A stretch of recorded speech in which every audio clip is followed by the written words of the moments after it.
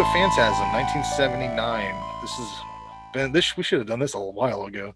Um, Summary for this: a teenage boy and his friends face off against a mysterious grave robber known as the Tall Man, who keeps a lethal arsenal of terrible weapons with him.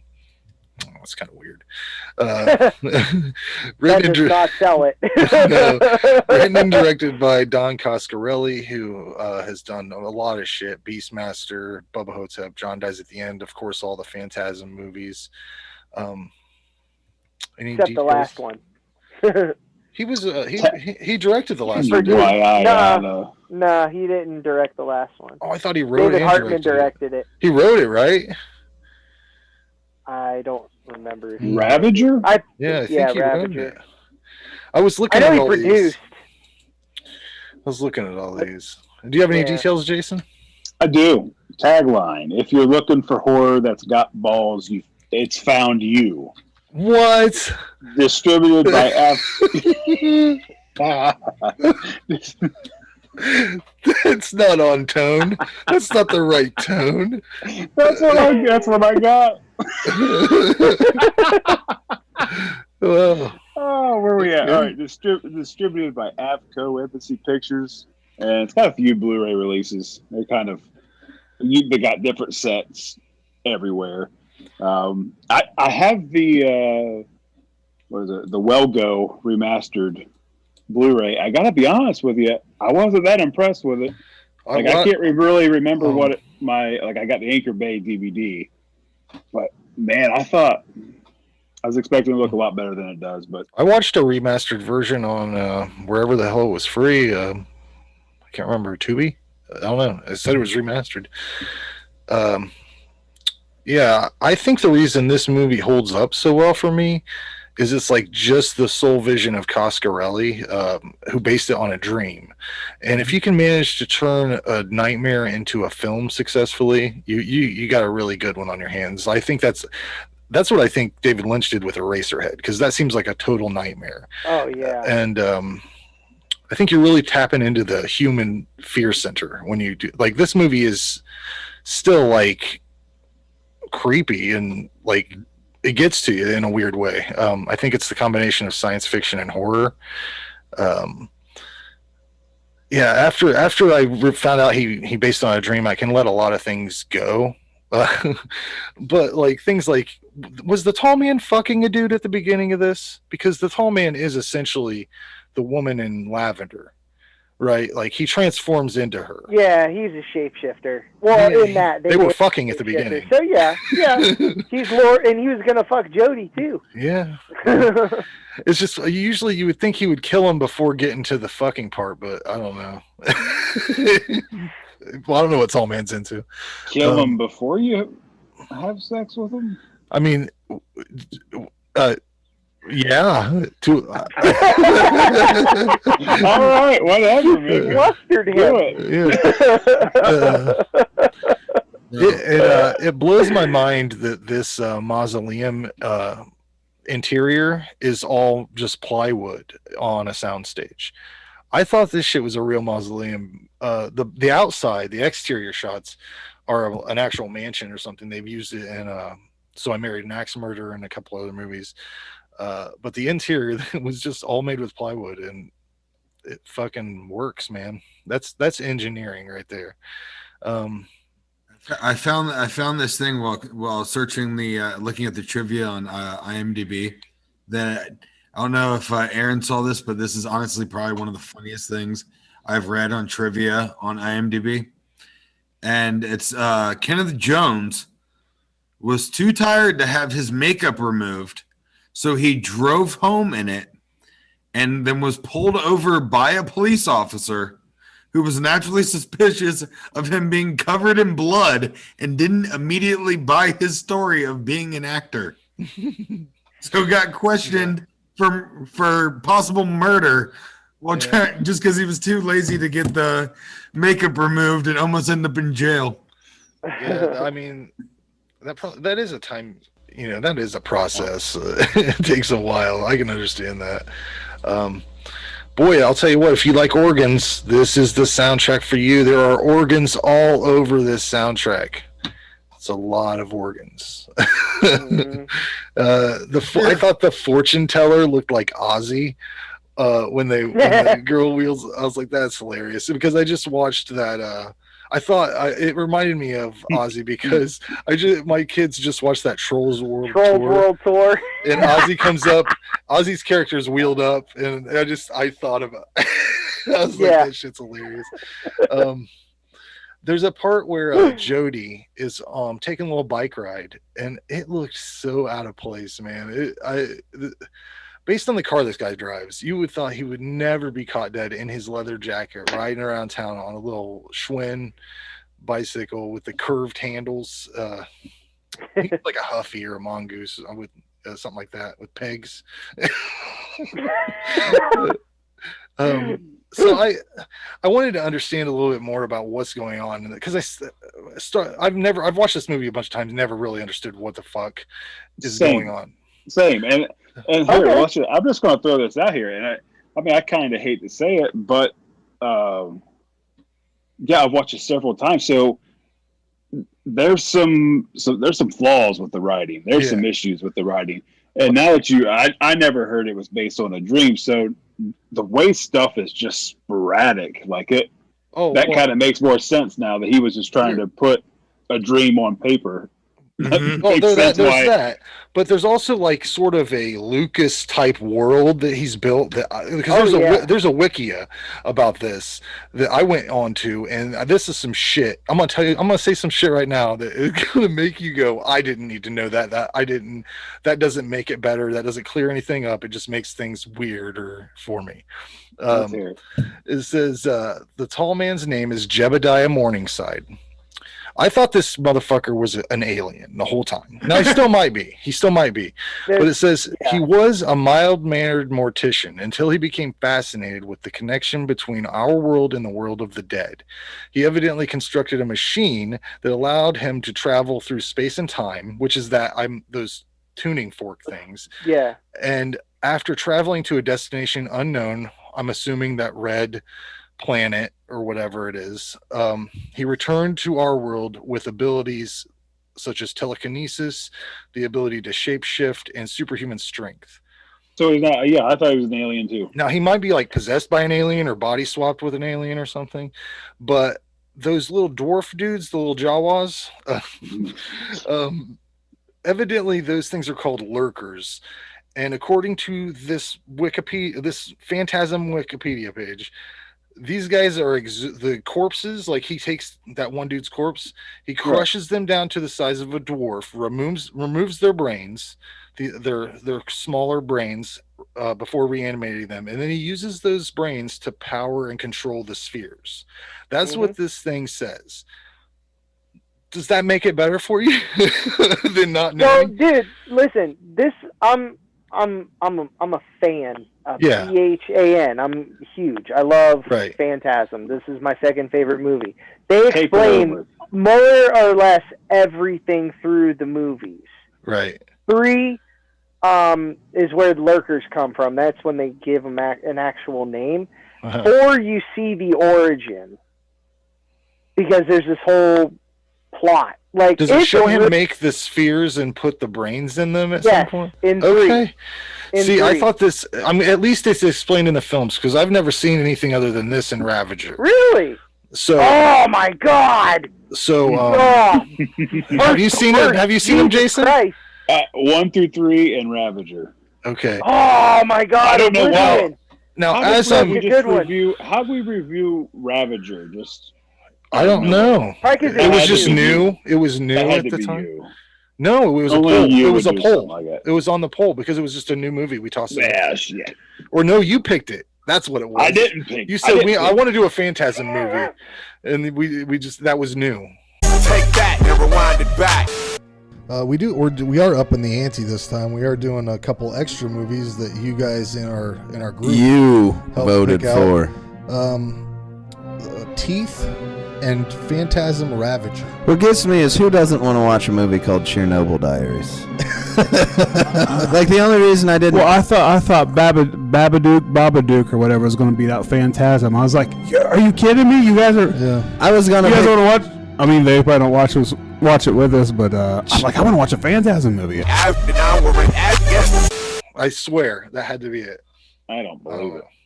Because I don't know, regardless. Yeah, the first three I've seen. But evidently there's some other, there's lurkers, and then there's, what's the other thing, John? There's how many movies are there? There's 5. Yeah. Ravager's the last one. Yeah. Yeah. There's these gravers. They're the dudes that's what they're that called. wear gas masks and get the bodies. Okay. You first see them in part 2. Well, I'm looking forward to all this stuff because I thought I was on some fucking fan Wikipedia page where they were making up their own bullshit because some of that stuff didn't. I thought you were too. No, this is what they talk about in the movie. Well, I'm looking forward to figuring out, seeing all this happen. Reading some like you said, some little like person trying to come up with the whole thing, and I'm like, this whole time, why are they? This whole time, I don't know what I thought was happening, at all. I don't know. I just liked it. It always was like, what the fuck is happening? What is this? This is weird. And it felt like a bad dream, you know? That's why it was so effective. Yeah, I probably watched Phantasm probably 3 times before I went on to 2 and 3. And I never understood. I still don't. I watched 2 and 3 once. I may have to sit down with John and watch these because I got books. I got a couple books. Then we can have conversations for hours because I need my stuff dumbed down because I'm sure we're covering them. The only thing that prepared me for what I found out about this movie or about rewatching this movie was watching Ravager. I was very aware of the time space fuckery that they do in this series, so the end wasn't really like. It made more sense after watching Ravager. You know what I'm saying? Like I was, because before that was, so that movie kind of cleared that up for me. I thought I laughed in this shit because either Bill Thornberry really liked Rolling Stones, or Coscarelli was on set. Like, so Jody enters the garage. Wait a minute, Bill. The script says that he's wearing a Rolling Stones T-shirt in this scene. Yeah, I know. I had you wear one earlier, but this is a different one. And Jody's like a really big Rolling Stones dude. Go put the shirt on, because like why is there so much? There's so much. It seems like it was a Rolling Stone push on this movie. I have an answer for that. Okay. In the like the Phantasm lore, he was a roadie for them. Okay. Because remember in the one flashback, that dude Mike's under the car fixing it because apparently Jody doesn't know how to fix his own car. I think because it's like I think it's one of these. Yeah, it's like I think it's one of these headers in here, and if you look at Jody, he shrugs like and like I don't fucking know. My muscle car, I don't know nothing. But the guy is like when he's talking about here, you've been out on the road. And until I read it, I always thought like he was, in a band, because he plays his own shit. Yeah, that song they play is his own. He wrote that song. Yeah, he does music now. He's like a music teacher or something. Well, John, I'm glad you got all this insight because shit. I don't remember Tall Man having yellow blood, which was cool. Don't know how he got his fingers back, but that's the only thing I had. Tall Man. yeah. I don't ask too many questions. It's a dream, But that part did bother me when she grabs the finger. She like puts it in a little box, and then it turns into the dumbest looking thing I've ever seen. That thing disappointed. Oh, that fly. Whatever that is, get rid of that. Cut that out. Cut it out. It looks like it came from Spencer's Gifts. Anyways. Doug Rinaldi had posted in the group that he thought that Jody looked like Han Solo played by Paul Rudd.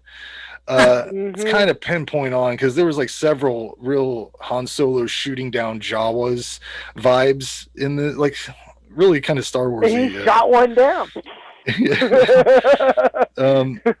The spheres themselves look great in this movie. I'm comparing this to Ravager. that shit looked bunk. Whatever that was, that CGI in that, I don't know. It looks bad. Check it out.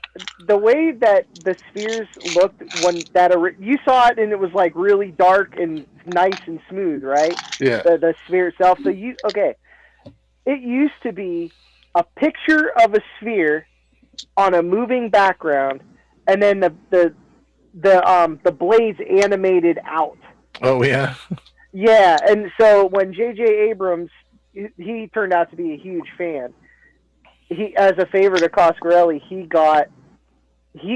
Bad Robot remastered this in 4K and fixed that scene. Ah, okay. I actually went to the premiere down in there's an indie theater in Dormont, just right by Pittsburgh. I saw the Phantasm 4K premiere there, which was fucking badass. It was super badass. Pretty sure I just seen a ghost in my house. Oh, that's sweet. Oh, just saying. Or is it all just an elaborate hoax? My TV's right behind my phone and it's off, so the screen's black. Mm.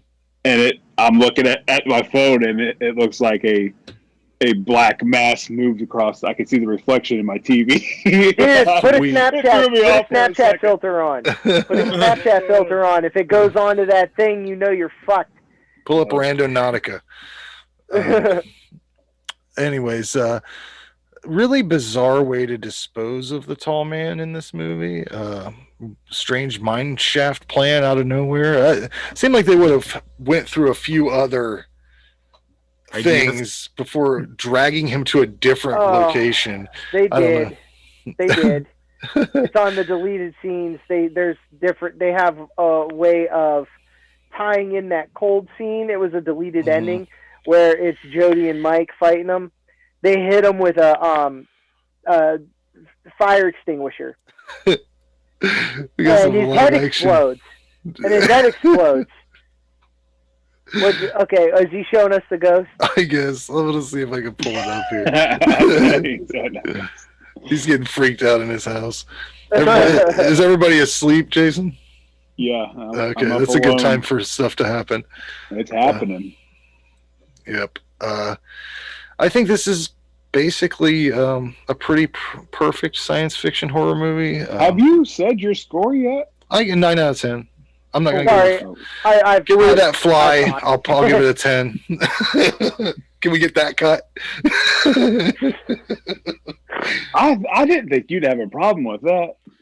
Honestly, Bubba Hotep is one of the only movies where they do an insect thing like that, and I'm like, even what's the one that has the spiders? City of the Living Dead, is that what it is, or is it? The Beyond. The Beyond, the spiders in that. Yeah. Even that, and that's well done for that. Really well done for that time period. But they could have got rid of those fake spiders. I mean, they didn't need them. They had like 2 or 3 real ones. Like that's enough. That's enough. That's enough tarantulas. He needed an army. He wanted an army. He had to fuck up some eyeballs. Marching up there. Yeah. I love that. Everything about that film. Love it. Yeah, but 9 out of 10. Right on. I'll go. Again, I never really understood exactly what was going on. I just liked what I was seeing. I don't know why they didn't do just a little bit better job at explaining everything in the first one, though. Like, they had to put all those scenes of Jody or what's his name? Reggie? Not Reggie. Danny? Mike? Get some one of them. Get some names that I can remember going. They had to have a lot of scenes of him like doing that shit. So, I don't know. I guess as of right now, I would say the writing suffers a little bit. So maybe I'll change my mind as we go through the franchise, and then I connect everything. But I just don't know why everything more wasn't explained right from the get-go. Like, he must have thought this is going to be a 4-part series if it's going to take part 2 and 3 to explain what happened or 1 or what was going on. But I like the characters. I like the brothers, the tall man, like Reggie, the setting, the mausoleum. Didn't know that was plywood. I assumed it was marble, but it looks good to me. Slashers probably should have took something from this movie and dressed their plywood set up a little bit. What a waste! It was a paintball arena, man. Good God. Great music. Love the score. Awesome poster. It's on my wall. Just not a lot happens. It's not a lot of kills. Not much gore. But it does a lot of things right, and just a couple of negatives for me. But I recommend the movie. Give it an 8. It's really easy to put this on in the background, though. Like, I feel, because that it's so like paced out and atmospheric. I don't know, John, your thoughts? Yeah. Well, my thoughts is this is my second favorite horror movie of all time. So you know where this is going. This is, I'm gonna gack the hell out of this movie. I love this movie. I remember being a kid. I was like 8, and my parents told me they went to the drive-in to see this movie. And the way my little 8-year-old mind envisioned it was just bonkers. And then I actually saw it, and I'm like, oh, this is nothing like I thought it was. It's better because it makes sense. I didn't see it until I was like 11 or something. My parents had standards, apparently. I loved, as an 11-year-old, boobs right off the bat. Gotta love that. As cockeyed as they were, but dude, no shit. That beginning sex scene didn't seem like they were having very much fun. I don't know. He was out. Yeah, he was. And like she was something. on top of him with her legs straight out. I was like, what? Yeah. Like what? The angles didn't match up. Work? Yeah. It's a body double, isn't it? Yeah. Kat Lester, Kat Lester. She's the woman you see. Yeah. She was not going to do the topless. So that's probably why. Yeah. This is obviously number 1 in the franchise. It's such a great setup for the rest of the films. Now, please understand, none of the other films compare to this one. All right? Like, Part 2 has a bigger budget and all that stuff, but they replaced Mike because that was it was either Reggie or Mike. So, Mike wins. To keep. And Coscarelli chose Reggie because it was just why did they have to choose? Why? Universal was calling the shots. Well, that's stupid. Yeah. It's always Universal some shit was like calling that. the shots. Yeah. I love the tall man. To me, is the last, even though it's not Universal, or it is Universal. I'm sorry, the last great Universal monster. As far as the classics go, his character could have been with Lugosi and Karloff and Cheney Jr. and all them. I felt like he was on par with them because Angus Scrimm had some chops. Now it gets mighty lonesome on the prairie. Letters from the folks back home are few. When I get to missing my little gal Mary, kisses me a prairie dog or two. Mm-hmm. He was a writer most of his life, but he did acting. He even did. It's an extra on the Screen Factory Part 2 edition. I've seen an interview, and he's very. Well, he plays Abraham Lincoln in an Encyclopedia Britannica. I could see that. Film strip, you know what I'm talking about? Yeah. I remember that because I remember seeing it in school. They showed it to us. A house divided against itself cannot stand.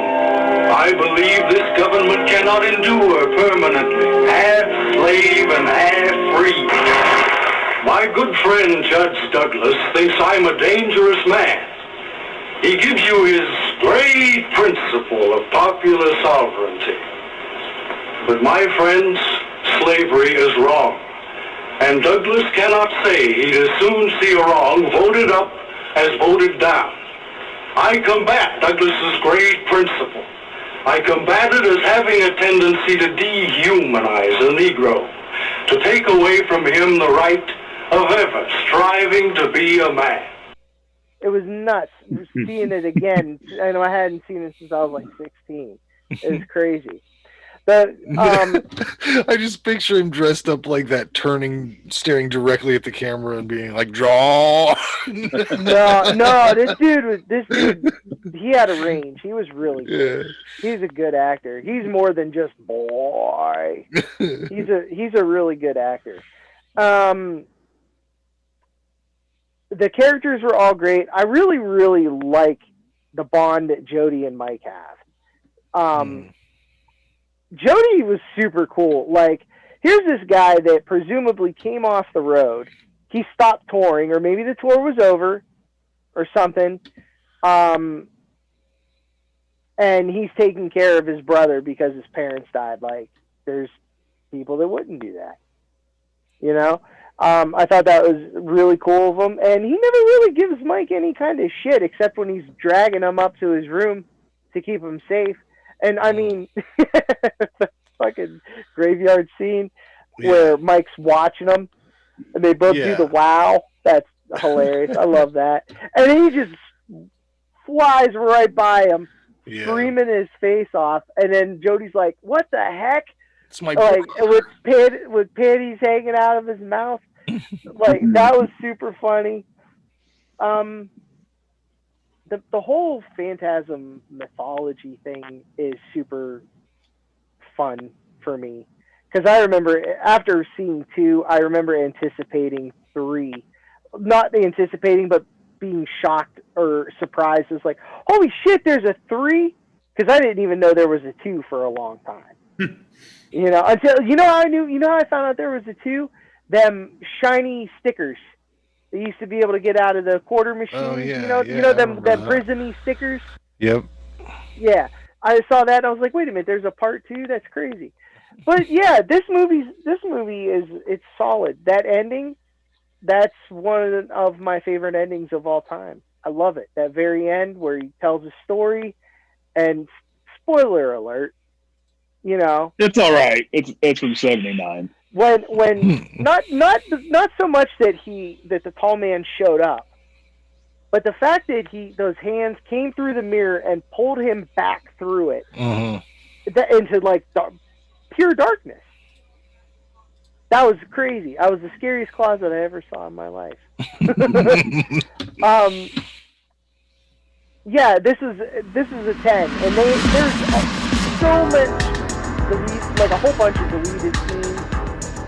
Like, there's 2 different ways that they tried to kill the tall man, and one of them is actually reused in part 4 as like this weird flashback.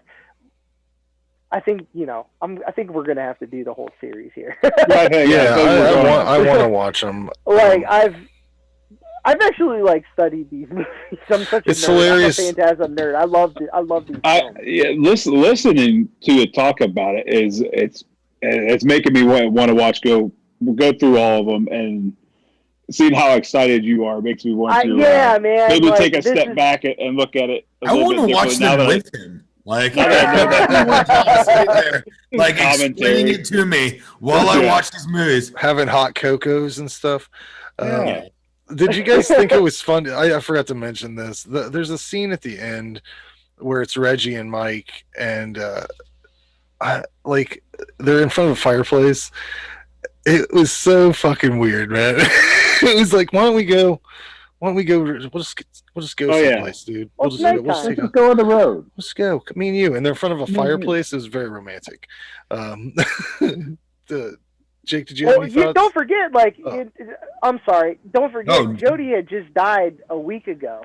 Yeah. At that moment. Like, Jody died in a car wreck. Right. So Mike's pretty fucked up right now. His only family. Now in Ravager, now this is the part I'm assuming that all these characters come back to life, they die again, they go like timelines. There's so much that happens. Yeah. Do they show In the other movies that I haven't seen, do they show the parents being killed by Tall Man? No. Oh, they don't discuss why that happened. There is a deleted scene of him as a kid driving with them to Jodie's funeral, and then they died like right after that. In the real world, dude, Phantasm deals with like multiple dimensions, like time. It's super crazy, and it can be. What I love about it so much, the series, is it can be interpreted in so many different ways. Like it, because it's so. I don't know. It's abstract, ambiguous. Yeah. Jake, did you have any thoughts on this? No, I mean, there's. You going to sleep? I've been up since 4 a.m. Off screen. I was like, is he? I was like, leaning back. Down. Sorry, I've been up since 4 a.m. So. Oh, I don't think I can really make any comments until after me and John watch these, because it's going to change my entire world with these things. Because like I said, I barely understood. Like as you know, a movie, it's cool. Like it's been said, but I didn't realize that there's like an entire universe of information that I'm missing with this. That it's kind of hard to judge it when you don't have half the info. Do they show? He had to. I just want to ask John constant questions about it. Like, go for it. Do they show him crushing the people? Like, no, or whatever. Like, so check this out. The closest thing you get to see to that is in Ravager, when I think you see one of them in the machine and its eyes open. But then in part 3, when they show him put the brain in the drone. You see one of the dwarfs like hooked up to all these needles, but it's like a really static puppet. Okay. You know what I mean? It's not really, the head moves a little bit because you see him pull the brain out. Okay. And put it in the ball. Well, I look forward to checking those out. I don't remember that. I don't remember that at all. The only thing I remember about Ravager was some quote from Reggie. I can't remember what it was though. So I don't remember it. Anyways, the only thing I remember is something I don't remember. I made a meme of it, whatever it was. It was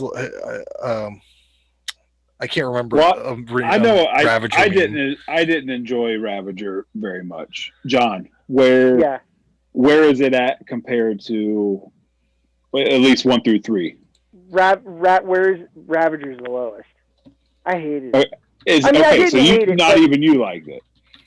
No, I didn't. I did not care for it. I get what they were trying to do with it and stuff, which I'm not. I know you guys saw it, but I don't want to spoil it in case anyone hasn't seen it. It don't matter. It don't matter. But you can't spoil that.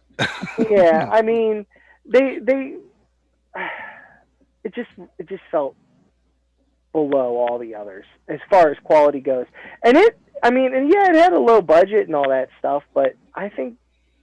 Wasn't much lower than 4, which only had I feel like just over $1 million in 1999, I believe. Yeah, another question. I could be wrong though. Now this is one that I asked when we watched Ravager. Reggie on his back through a lot of that movie has a samurai sword. Nope. He's never had that before. He doesn't use it in that movie. He just has it. And I'm like, why the fuck would he have that if he never uses it? But see, there's a whole thing with Ravager that it was started off as a web series called Reggie Tales, like Veggie Tales. Okay. It was gonna be a web series like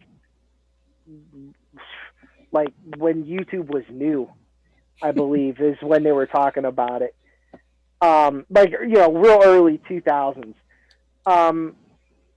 So it was just going to be short adventures because they didn't have any. That's why Ravager seemed so disjointed. It's because a lot of it is from the web series. Okay. That never got made, and they had a very limited budget to complete what they had. Especially because Angus Scrimm died right after he was done filming this. Yeah. Well, anyways, I was trying to find my fucking meme. God, it's impossible to find that shit. Anyways, Reggie says something real funny in Ravager. Check it out. Let's go to something to do with a horse.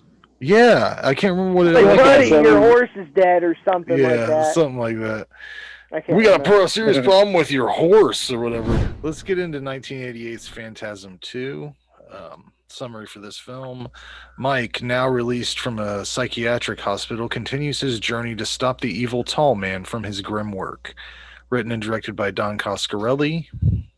Jason, do you have any information? Tagline, now the horrifying... This has a few, but this is the one I wrote down. Now the horrifying truth is about to be revealed, and all it took was a little digging. Distributed by Universal, and this one's out through Scream Factory as well, also out of print in 2013. Cast highlights for this film. I'm not sure how to say this. James LeGros. He was in Drugstore Cowboy, and I know him. I've never seen that, but have you ever seen Scotland, PA? Guys? Nope. It's basically Macbeth, but it's done in fast food restaurants. He plays the Macbeth character. You should watch it. It's got Christopher Walken in it, and he's fucking fantastic. But it's this. We have Reggie Bannister back as Reggie. They had to make a decision whether to keep Mike or not. It was the producers had their thumbs in this thing and kind of made some rules and regulations. Since it had been so long between the other, it's almost a decade. They didn't want to get Mike because he hadn't done anything. He hadn't been active, and Reggie had to audition to get his role. So, of course, Angus was probably involved from the beginning. Samantha Phillips as Alchemy, storied actress, featured in classic films such as Stalking Obsession, Focus on Feet, Eve's Beach Fantasy, Andromeda, The Pleasure Planet, The Escort 3, The Bear Wench Project 2, Scared Topless, and much, much more. She's working. You have J. Patrick McNamara in this film, who you may recognize as Bill S. Preston's father in the first two Bill and Ted's movies. He plays the psychologist. He's married to Missy and Glasses. Really? Bill's dad, yeah. Wow. Remember those damn movies? Oh, you gotta watch them. They're the classics. I remember him, but I've watched those a million times. That was crazy. That's crazy. I had no idea. Another little fun cast highlight: Lori Loughlin. You know who that is? Aunt Becky from Full House. She plays Mike from the back. You know how at the beginning of this movie they piece together scenes with young Mike, and then the house blows up. Yeah, she's the back of his head. She's the butt. One of her first roles. Oh wow. You gotta love a scene where characters are preparing to go to battle. Like there's this great montage or series of events where Reggie's like making his super shotgun and Mike's testing out the flamethrower situation. It prepares you for some serious action, which I don't know if you really get to. I mean, they don't use the shit they don't use it as much as they, but it's Phantasm. So, and Mike wouldn't be able to see shit with that welding mask on. I mean, for real. It looks cool, but unrealistic. The mutated version of Liz that they run across while they're hunting for the tall man is straight out of a Nightmare on Elm Street movie. I don't know if they were trying to pull some shit like that, but she's got like a little head, like a tall man head growing out of her back. It looks very Freddy Krueger like. I think this movie would have worked a lot better with the original Mike. I like the storyline, even though there's a bunch of shit I still don't understand. In fact, I feel slightly more confused about the reality of Phantasm. Are the Gravers a creation of Tall Man? Or is he like hiring them through a temp agency? I don't understand. No, they're like under his control. They're like they're basically zombies. Okay. They're basically zombies. So The that's why they spheres, wear all the masks. the spheres in this movie are really awesome. Mm-hmm. Tall Man really gave him like a Tim Allen tune-up because they've got like a lot more activity happening. You can see the studio thumbprints all over this movie, whether it was shoehorning in love interests for Mike and Reggie. The pacing of the film seems counterintuitive for a Coscarelli film. It seems like they were like, this is kind of an action movie. You got to get it. It's got to be an action. I think he would have had a slower pace, a little bit different. It just compared to the first movie, there's a different vibe. The Mortician's death is the highlight of the film. As far as kills are concerned, he gets a full treatment. Okay, God, it's gory as hell. The chainsaw battle reminded me of Texas Chainsaw Massacre 2, mixed with Princess Bride. And it seems like maybe the studio was like, these are two cool things you could mash together. Why don't you try that out? And it bothered me that Reggie just left his super shotgun behind. He just kind of tosses it. He spent a lot of time making that thing, for one shot.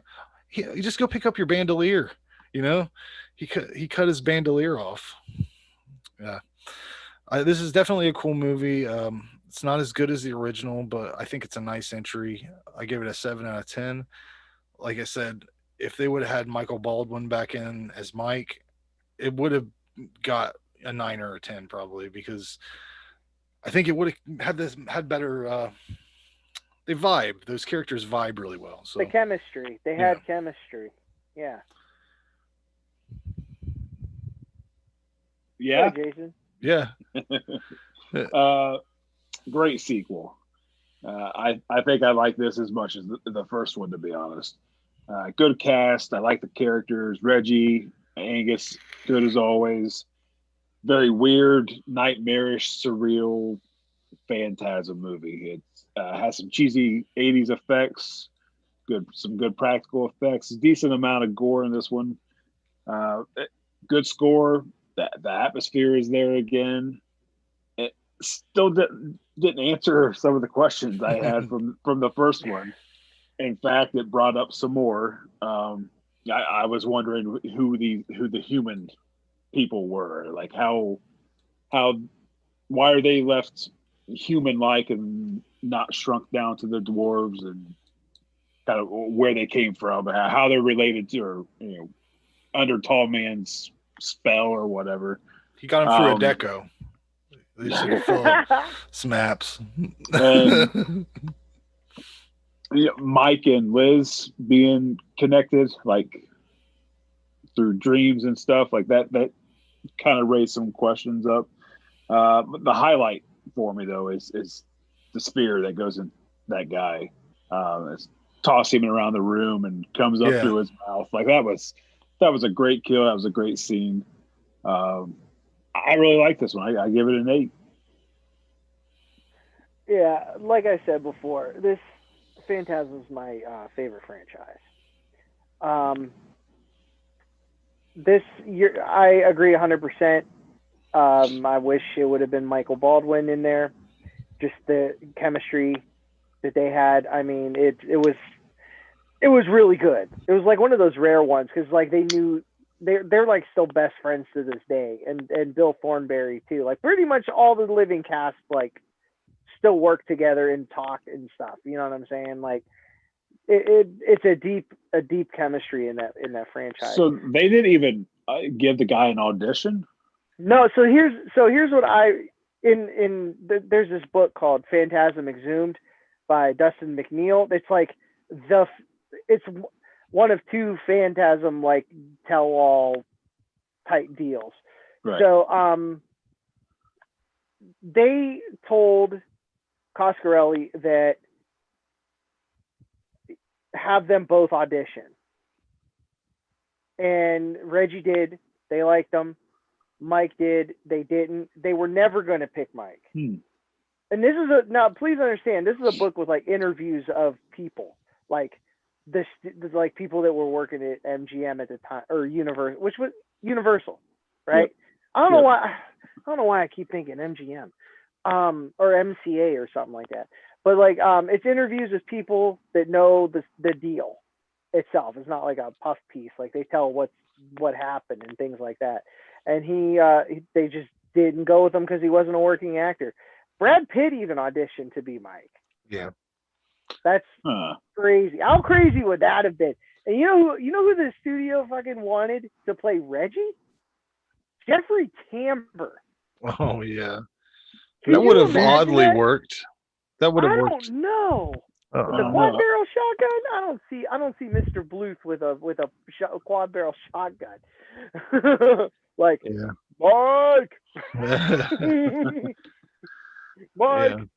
We have things to do. The thing I don't understand is, even if they didn't want to cast Mike as Mike, why didn't they find somebody that looked like Mike that was a better actor? Because he didn't really look like Mike at all. No, not even. You had to just buy it. They wanted a new leading man, handsome-looking guy, and they landed on him. The guy that looks like the bad guy from Cobra. What's that guy's name? I want to say Brian. Is it Brian Johnson? I feel like that's his name, but I'm like, then I think about, wait, that's AC/DC. Hold on, because I get confused. You're right. This brings up a whole lot more questions that will probably never get answered.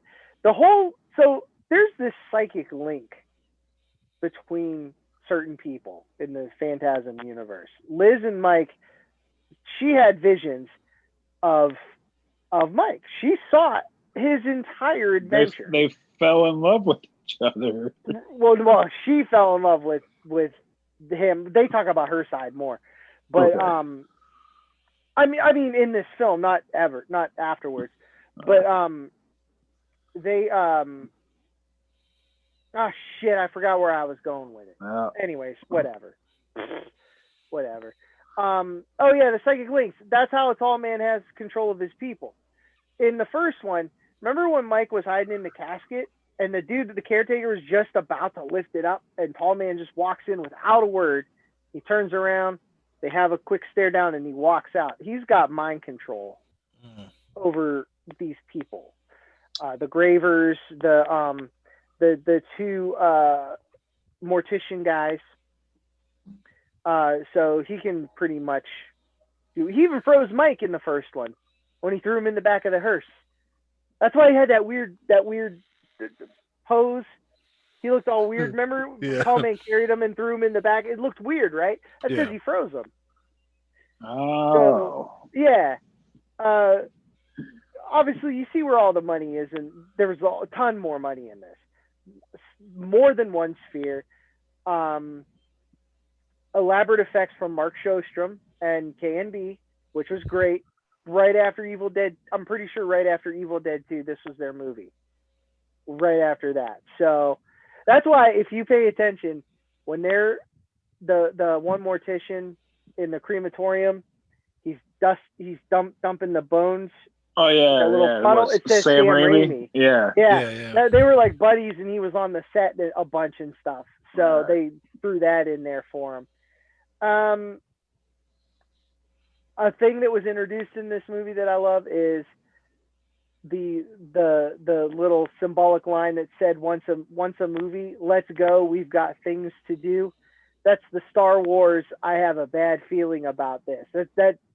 That's uttered throughout by someone different in the like all, at least once in the movies.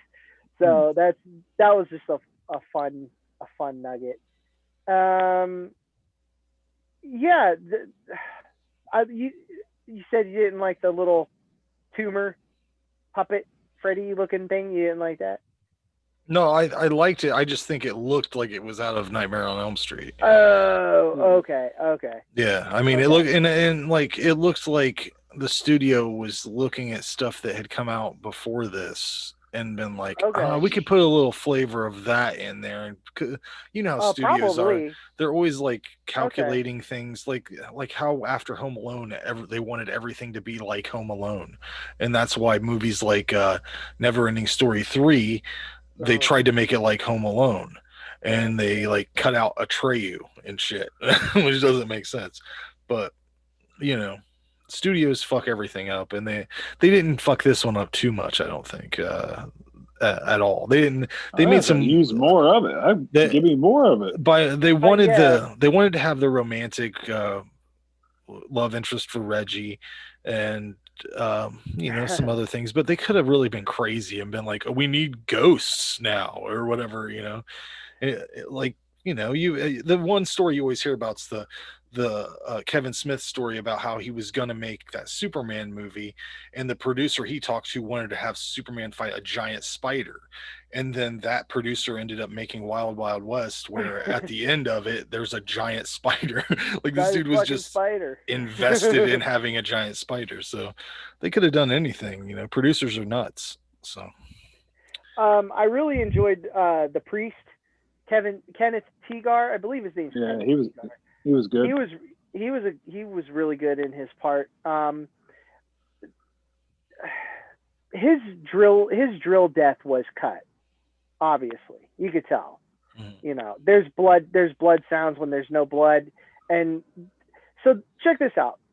In Germany, there's an edition of the DVD. I have it. It's a 2-disc set. There's a work print edition on the second disc. It's like, it's almost like 2 hours long. Like it's way, or I can't remember the runtime. It's way longer. Lots more stuff. It's like everything they cut out or could have cut out was in that. There's this whole weird mystical love scene between Mike and Liz. Well, remember when they wake up in bed and they're just talking to each other with their heads. There's this whole bad green screen thing. They're both naked, and it's like changing. I remember scenery morphing into different shit. They're like transcending time and space. Oh yeah. Like there's this whole subplot of like different dimensions, past lives, psychic links, like probably dream sequences too, because that was all the shit they wanted to cut out. They didn't want any, like, they wanted a linear storyline with no dream sequences or like fantasy, or they wanted to be cut and dry, and that's what they kind of got. There was more dream stuff in it than I thought they would. I mean, there was still some in it, so yeah, that makes sense.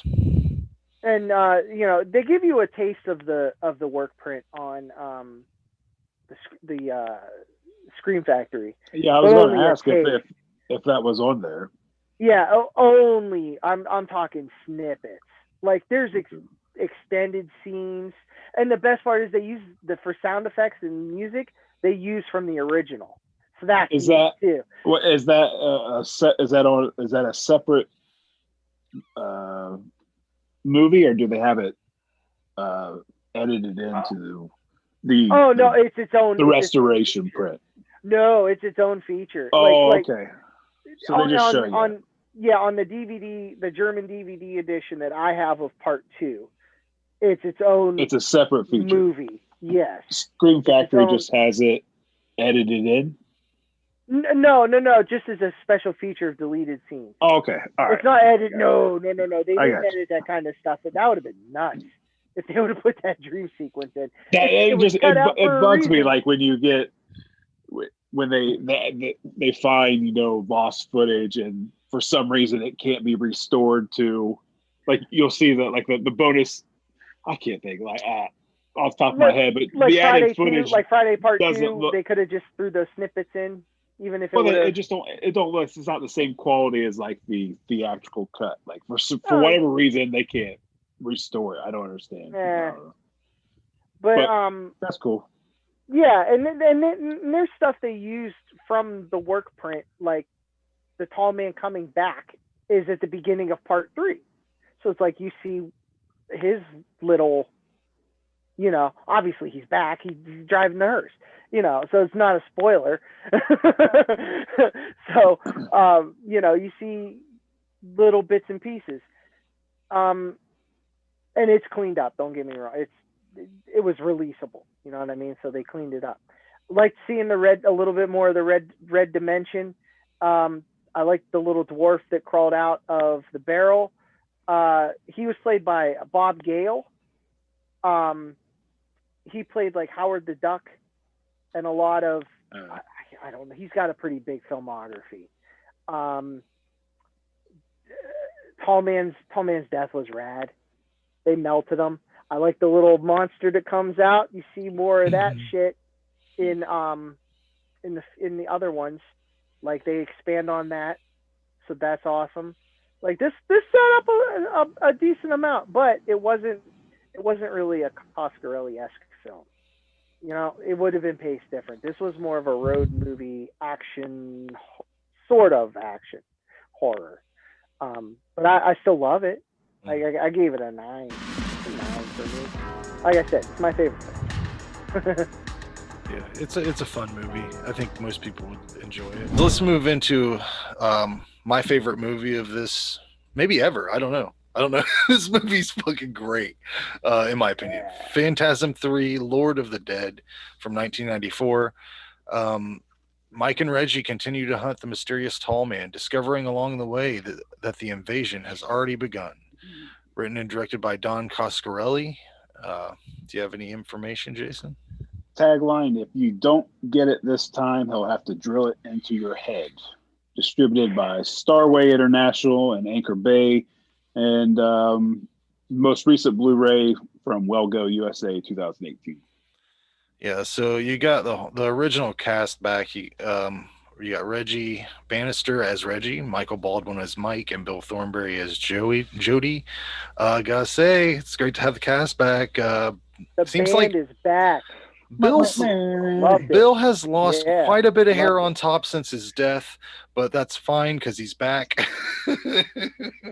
How many years has it been? It's from first to third. Over 1994. It's like almost 20 years, right? When was it? So cut him some slack. Yeah, I'm saying no, it's like good. 15 years. Like 15 years. Yeah. Right. I don't know. Whatever. And Reggie must have realized, if you remember, I said, why'd he throw his shotgun away?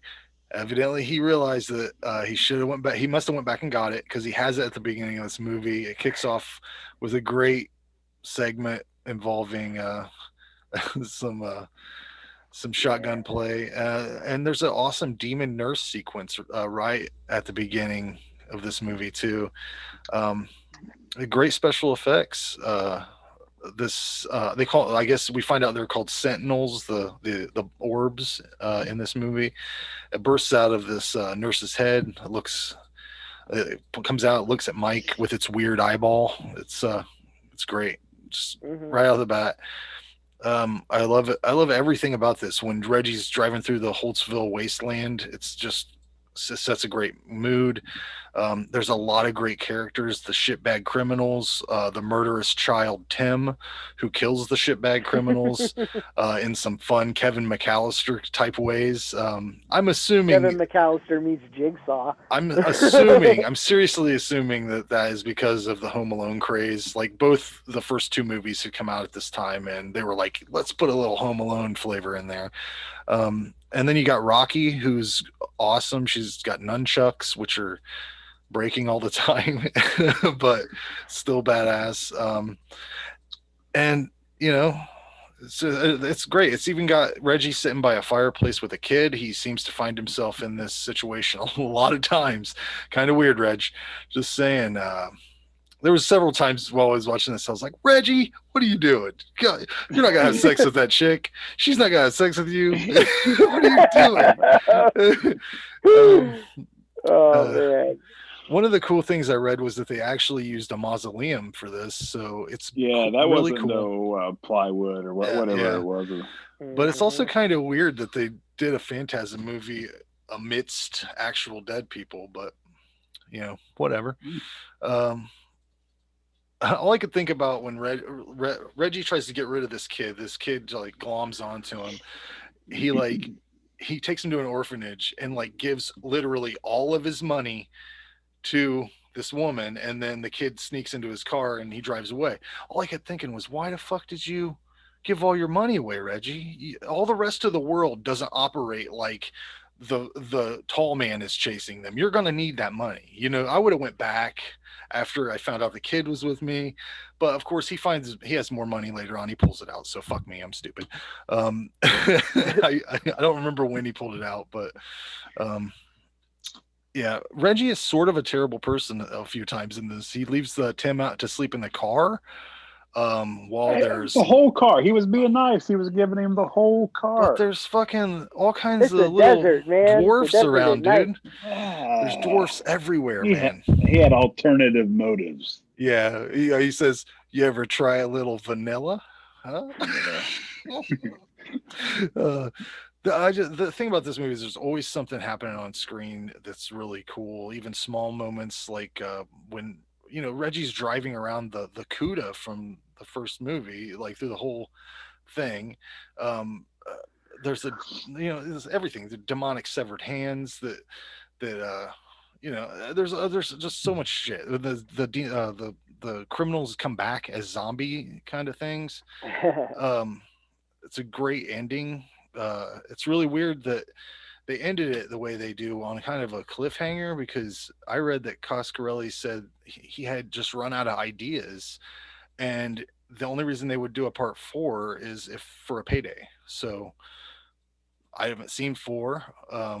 We'll be watching Oblivion soon, I assume, but yeah, you will.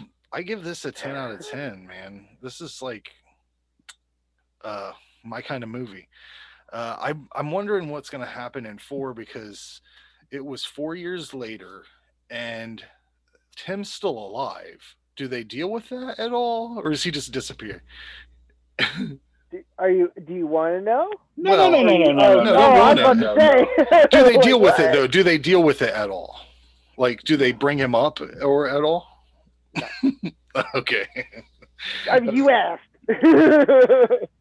I mean, if they brought him up, I didn't want to know what they did with him, but Okay, so I'll go. So this one seems a little bit more sillier than the first two. It's more fun, I don't know if for sure. Yeah, I don't know if they like.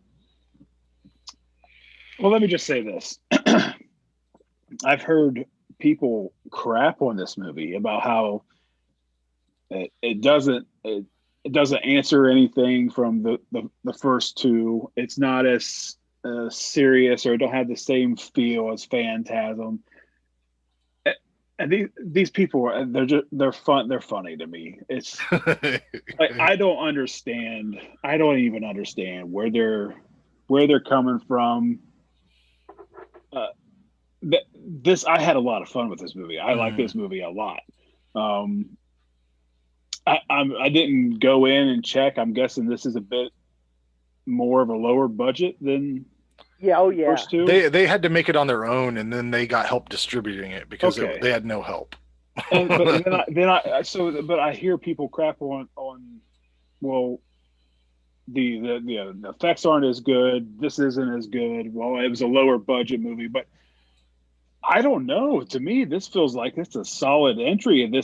Phantasm right now is the first 3 entries are awesome, just as good as any other franchise out there. Maybe the best.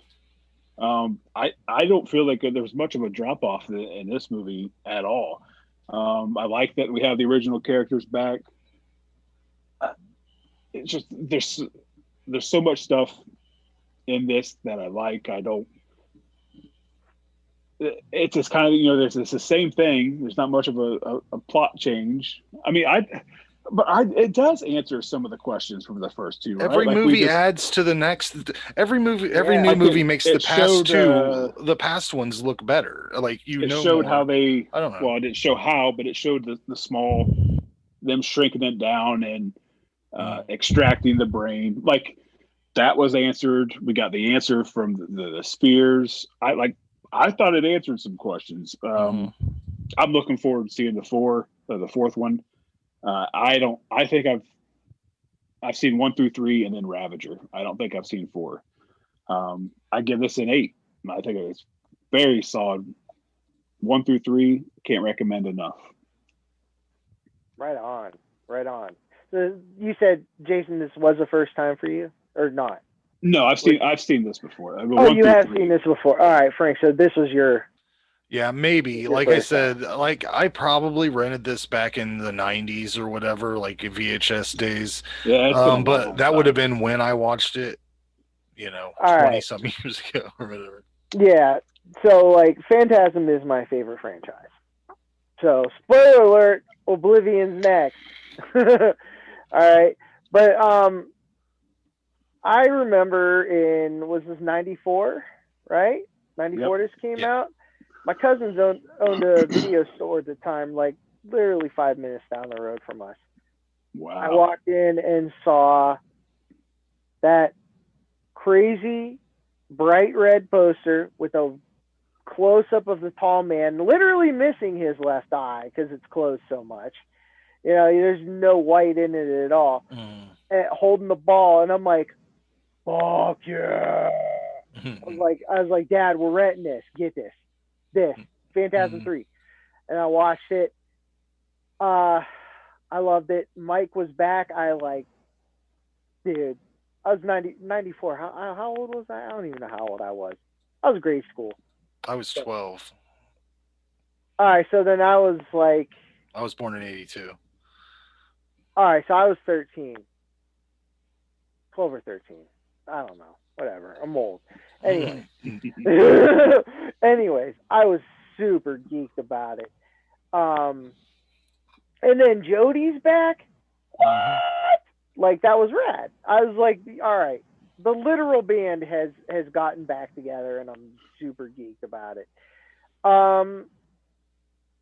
Angus Scrimm gets cooler looking as he gets older. My favorite look of him is in Oblivion. That is we'll talk about it, but it's like he turns into the character. In that book I was reading before we got connected, that's the Phantasm Exhumed, that talks about 1 through 4, because Ravager hadn't been released yet when this came out. It's got like personal diary entries from Angus Scrimm talking about how he like gets into the role of the tall man. Like he talks about the tall man literally taking over him, and then he has to deal with it extra past shooting times, and then it eventually goes away. So he had like a really cool method. And he has more lines in this than he has in any of the other movies too. He has like a whole monologue, which is really cool. Cool little Easter egg at the beginning, when they zoom into Mike on the hospital bed. That's the lady in lavender. And in rereading this book tonight, I found out the doctor that was looking in on him from the top down was the tall man. Oh, really? Yeah. I totally forgot about that detail. I have to watch it again and see that. Another thing I really liked, obviously, the dwarves getting made, the spheres getting made. Awesome. I was like, sweet. We're getting, at the time, I was like, we are getting closer and closer and closer to seeing what the tall man is all about. We're getting just closer and closer. And I'm so excited.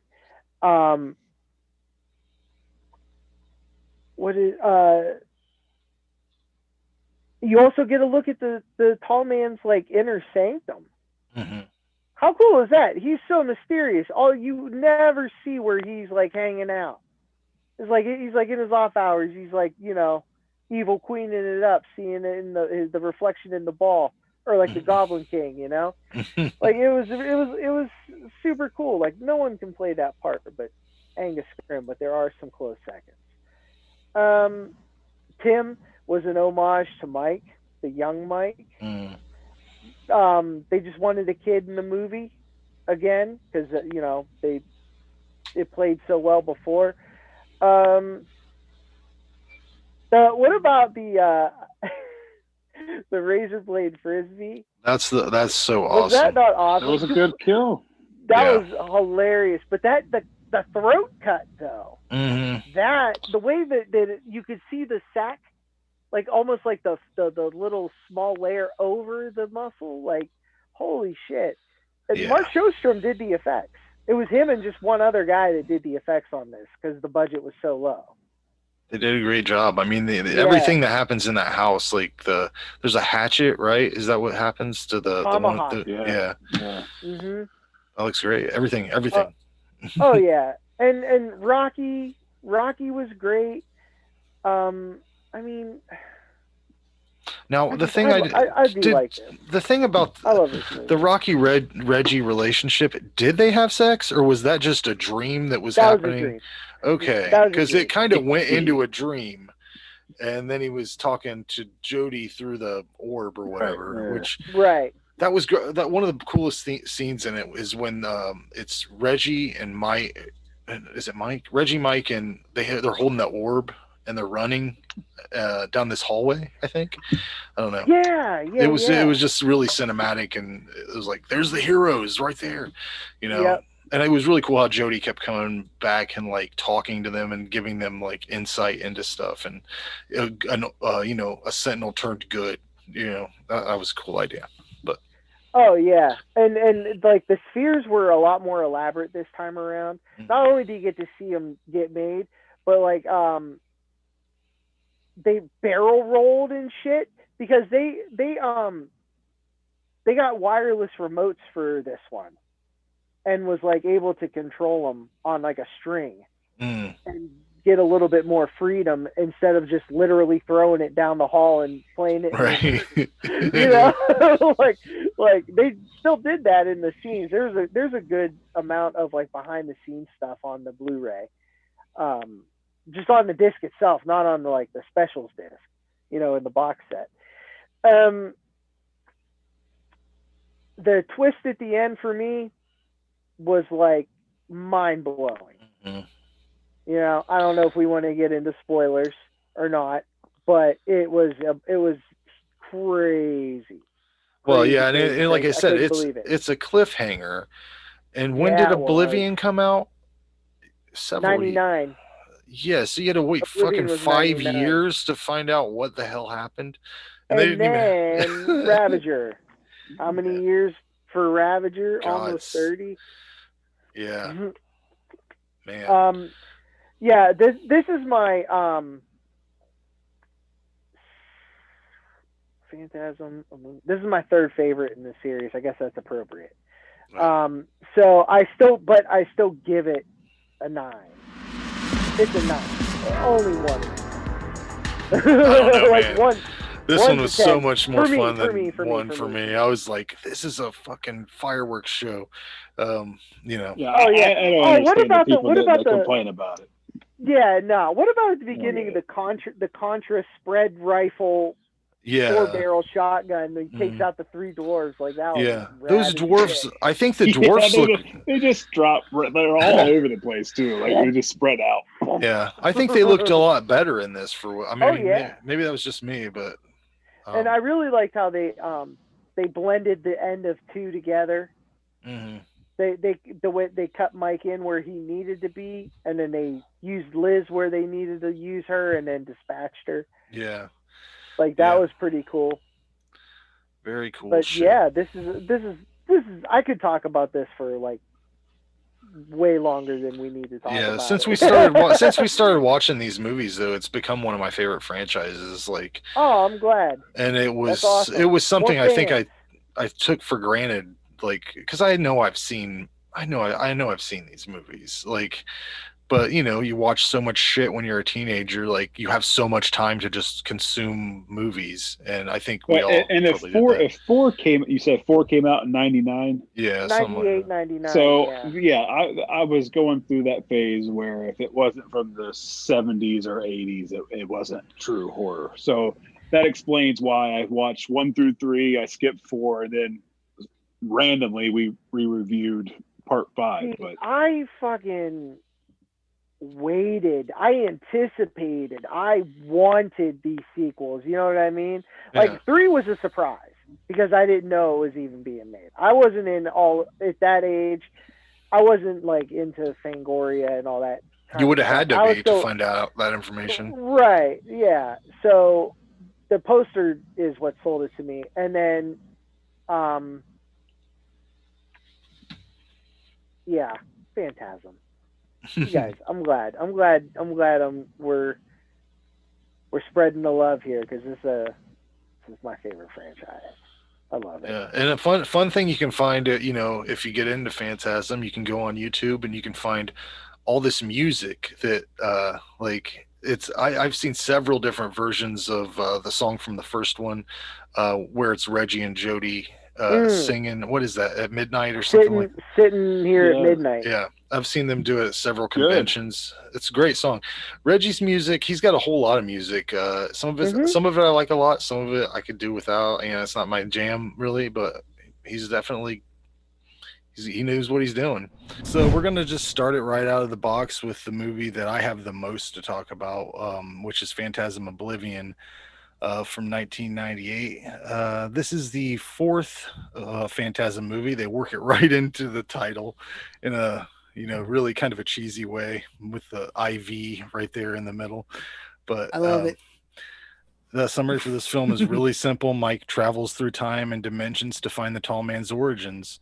Written and directed by Don Coscarelli, as always. Normally Jason would have some release information. I'm sure it's out there if you want to get it. I don't know. I don't know if it's out of print. Yeah. You can definitely buy the Phantasm set, because I was eyeballing that, and it's a little pricier than I want to pay. I don't know. Which one is it? Is it the ball one, or is it the first box one? It's the first box one, I believe. I don't know. Price tag. I can't remember how much it was. I know I wasn't going to pay for it though. Not right now. I definitely paid $100 for it. I'm pretty sure. It was around there, around that ballpark or something. And I was it's for the whole box set. Yeah, it's for. I think it's got Ravager in it too. The last one. So, but yeah, I got to say, it looked like I was riding the line. I was like, yeah, it's a really good set of movies. But little trivia for this: at the end of the last movie, there was a character named Tim. He was like the highlight of the movie. He was this little kid. He was badass. He was still alive at the end. Evidently, they were going to address this in the original script, because he's not there in Oblivion at all.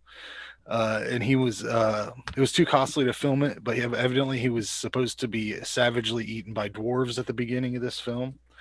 So that answered my question of what happened to him, because he would have been a teenager at this point, if there wouldn't have been able to do the continuity. But I think the montage introduction is a great device to convey a condensed synopsis of the Phantasm films. Like, you can kind of jump in on this one and know what's going on. I think they do a great job at the beginning to just let you know what this confusing storyline is, sort of. And they pick up from where the last movie left off, right? Like immediately after. Yeah. At the end of the third one, Reggie is being pinned against the wall by like 1 million spheres, and I can't remember exactly how it ends. It's like a cliffhanger, and this kind of jumps off right there a little bit. There's some. Coscarelli made it easy for himself to come back in with this, I think. But one of the major appeals of this franchise is the friendships of not only the characters but the actors. I think these are like, I don't think you can remake Phantasm, because there's the chemistry between those human beings that love this story and really haven't done anything else aside from Angus Scrimm. The Phantasm actors are like, that's their jam. That's what they did. That's what they do. Am I wrong, John? Do you feel that way? No, they've done. Michael Baldwin's done a few things like writing and producing and behind the scenes stuff. Mm-hmm. He's acted in a few things. Reggie's been in a few things like spots, like he was in Bubba Hotep, right? For that real quick brief thing. He's not doing any like major roles or nothing, but he's still working. Phantasm's his jam. Like they're. He'll drop whatever he's doing to do Phantasm. Unless you could somehow generate that same exact chemistry in a reboot, I don't think film franchise is watermarked with the spirit of those actors and the crew and the cast and Don Coscarelli. And I just think it's a unique piece of science fiction horror altogether. And that's rare, right? I mean, you don't really see that. I would recommend, if I don't know if you've seen any of the Phantasm films, Jay. Have you seen any of them? I've seen some scenes from this one specifically, which I'll comment on. I know you're a Star Wars fan, right? Like, I am, yeah. Okay. I would consider this like a horror science fiction version of like a Star Wars type story. It's like a massive the world that he has created is so humongous and endless and time. It's infinite. It's everything, and there's no rules to this dimension. Tall Man can control everything. He's like God almost, and it's almost like having a god hunt you.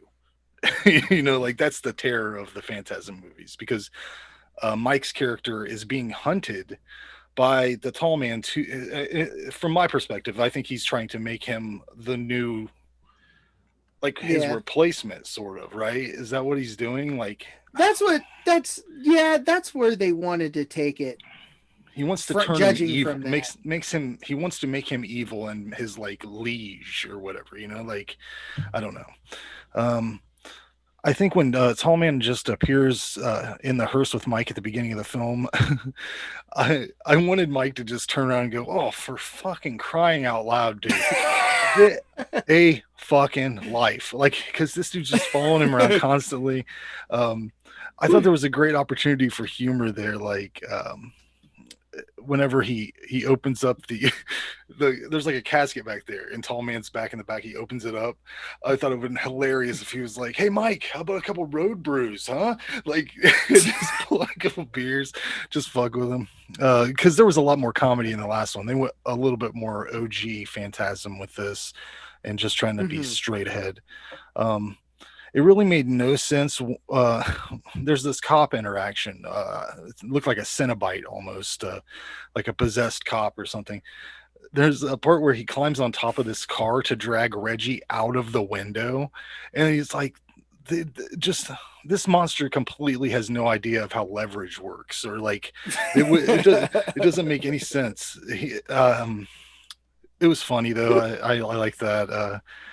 I loved how they incorporated the older footage from the first film, and like it was like seamless. And it was stuff we had never seen that was just unused, right? Yep. It was just stuff that was on a reel, and he found, you know, this budget was like, I don't even think it was $1 million for this movie. Yeah, maybe $1 million, but no more than that. And that's why there's a decent amount of filler. But it's old.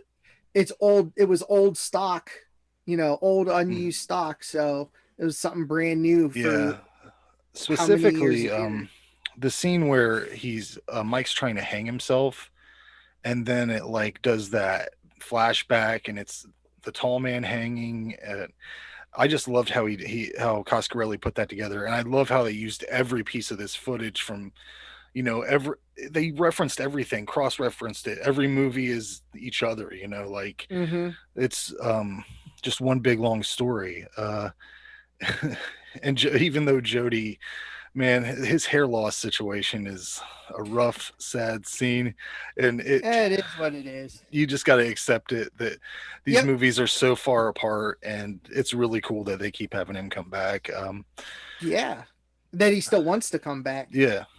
You really get to see like the whole breadth of Angus Scrimm's acting capabilities in this film, where he's Jebediah Morningside before he turns evil, and then he comes back as the Tall Man when he goes through the portal. The female character, her name is Callie. Or no, that's not it. Callie's her. She's in Bubba Hotep. She plays Callie in that movie. Yeah. Jen. Yeah, Jen. It was so comical. She flips this car trying to avoid a tortoise, and then it blows up. The fucking car blows up after she says something about how that only happens in movies or something like that. It was perfectly timed. Nice. Reggie's skullet is so majestic in this film. He pulls the rubber band off of his ponytail at one point and just lets that fucking thing flow. And I think it's when he's trying to have sex with this girl, because he's always trying to. Oh, he's a horn dog. He's always trying to get some. Well, yeah, and one of the best scenes in this movie is where it's very creeptastic. He discovers that this girl he's traveling with doesn't just have a traditional set of boobs. Oh, I've seen this scene. It's one of possibly one of the greatest sequences in film history. The Sentinel drills into his hand. He uses a tuning fork to save himself, and then smashes Jennifer with a random sledgehammer that was just hanging out in this building. No, that's what he opened the door with. He sledged through it. He had so many weapons in this movie and shit. I know. I loved it. There's a great montage of him loading up all his weapons, putting on his ice cream man suit. It's really epic. I love that 4-barrel shotgun he has, but the problem with it is every time he shoots it, he has to load 4 shells. So it's like such a time consuming situation. Still badass though. I love the ending on this movie. I don't fully understand what Mike's powers are, but I assume he used whatever imbued knowledge that the tall man put in his head to build the makeshift Sentinel / exploding hearse situation, whatever that was. I gave this one a 10. I think it's perfectly executed, utilizing that old 70s shit and the new shit, making it look right. Like that seems like it would be impossible, but really looks like a prestige movie. Coscarelli is a genius, I think. So that's my opinion. John? Fuck yes. This movie is amazing. Okay. It's one of maybe my favorite one of my favorite sequels of all time. I saw this when it came out, not in the theater. I don't even know if it had like a very limited theatrical release. Like, I don't even know where it was released, but I was 17, saw it in the video preview magazine at the video store, and I was like, all right, man, this is fucking it. This is the one. Mm-hmm. It didn't end in 3. I thought it was going to be done in 3. Nope, this is it. This is it. This is the one. Mike's going to beat the tall man and all that kind of stuff. So never beat the tall man. No, never, except in brackets. Apparently. We might have to do that again and put like I really think that the tall man could beat Pinhead for sure. He controls everything. He could just go back in time and switch the script on everything, you know. And that's one of the coolest. Oh, that's one of the coolest things is like the tall man starts off as an alien, then it evolves into something like maybe he's death, maybe he's Satan, maybe he's some like Lovecraftian overlord. You know what I mean? But you never get a whole package of what he is. Ravager, you know, they there's theories about that, but we won't talk about that now. But you know, there's a lot of theories about that. You mentioned the opening sequence. This is my favorite opening sequence of the series. Yeah, that overture, that music, holy shit, that build up. Tall man, another cool thing about Angus Scrimm, he got so much cooler looking as he got older. Like the more like wrinkles he developed and stuff, like the better he just looked so cool. Oh yeah. Like especially when they're flashing on him, and at first you see him like smile a little evil, and then you see the tall man face, you know, and then the spheres floating by him like he's the fucking commander. Dug that. I wish this soundtrack existed on vinyl. I don't know if it or shit even as MP3. It's probably very expensive. Yeah, I would imagine if it was ever even released. If it was ever released. Yeah, this one. like I said, I saw it when it came out, and then that was 98, and then how long between then and Ravager? So I've been beating my head across, like trying to figure out what this movie means, what the ending meant, and all that shit. Mm-hmm. And the only thing I can come up with is that, you know, the whole ice cream thing was in another dimension. One Mike dies, maybe another one hears the last couple things. You know what I mean? Like, there's infinite dimensions in this movie. Like, you saw all the space gates or dimensional forks, whatever you want to call them. That was awesome. That was awesome. Dude, I lost my fucking mind when I saw that when I was a kid. Like, I freaked it's out. One of those, like, it was so, like just the image it was of surreal. those, the image, yeah, exactly. The image of those steel, you know, just miles up. Perfect chrome, perfectly like chrome, like an album cover or holes. something. Yeah, dude, it was so awesome, so amazing. I love the small cast. I love that the core was there. The only noob was the zombie cop. Well, no, he was Bob Ivy. He's the stunt man. So yeah, I'm talking character wise. And then Heidi Martin with the sphere boobs, which was amazing. I love that scene. That was so good. And then when he did the thing with the tuning fork, I was like, oh my god, that's okay, great. He's gonna use it. We're gonna use this so much. They hadn't brought that in since the beginning, I don't think, right? Like the actual tuning fork. Yeah, I thought that was really cool to bring that back. Yeah, that was really awesome, and it seemed like it would have been a badass kind of weapon. So quick story about like Oblivion and stuff is after 3, the original sequel was written by Roger Avery, you know, like Pulp Fiction Roger Avery, right? It was this big apocalyptic fight. It had a plague and all that stuff. Remember that LA scene where he's just walking? Jody says there's a risk of infection.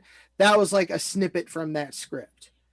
And it was like Bruce Campbell was going to be like this Marine, and they go to the tall man's world, and there's like they find out what he really is and everything. And I mean, obviously, it still doesn't end well for Reggie, but right. But I got a copy of the script. Like I bought it on eBay. It's probably a fake, but it's like a copy of the script, you know, right? Not like an original, which would be badass. But it was a good read, and that was all I had before before Ravager, because then they changed the name. It was Phantasm 1999 AD.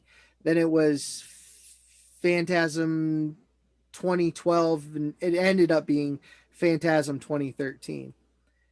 And they even used a tiny bit of it in Ravager in a few scenes. Yeah, I think I read that somewhere. Mm-hmm. I'm really looking forward to getting to Ravager, because I've watched that one time and I didn't like it very much. But I can't imagine that it doesn't at least clean up some of the story or something. I don't know.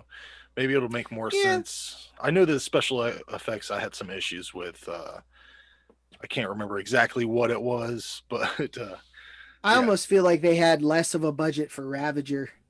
I think so.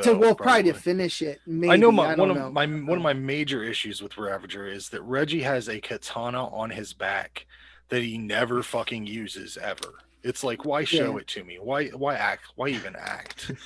Like you're gonna fucking use that, you know? Yeah. Anyways, it just looked cool. But you know what? I've seen Oblivion like numerous times. I love it. But I just noticed something while I was watching it for this review for the first time.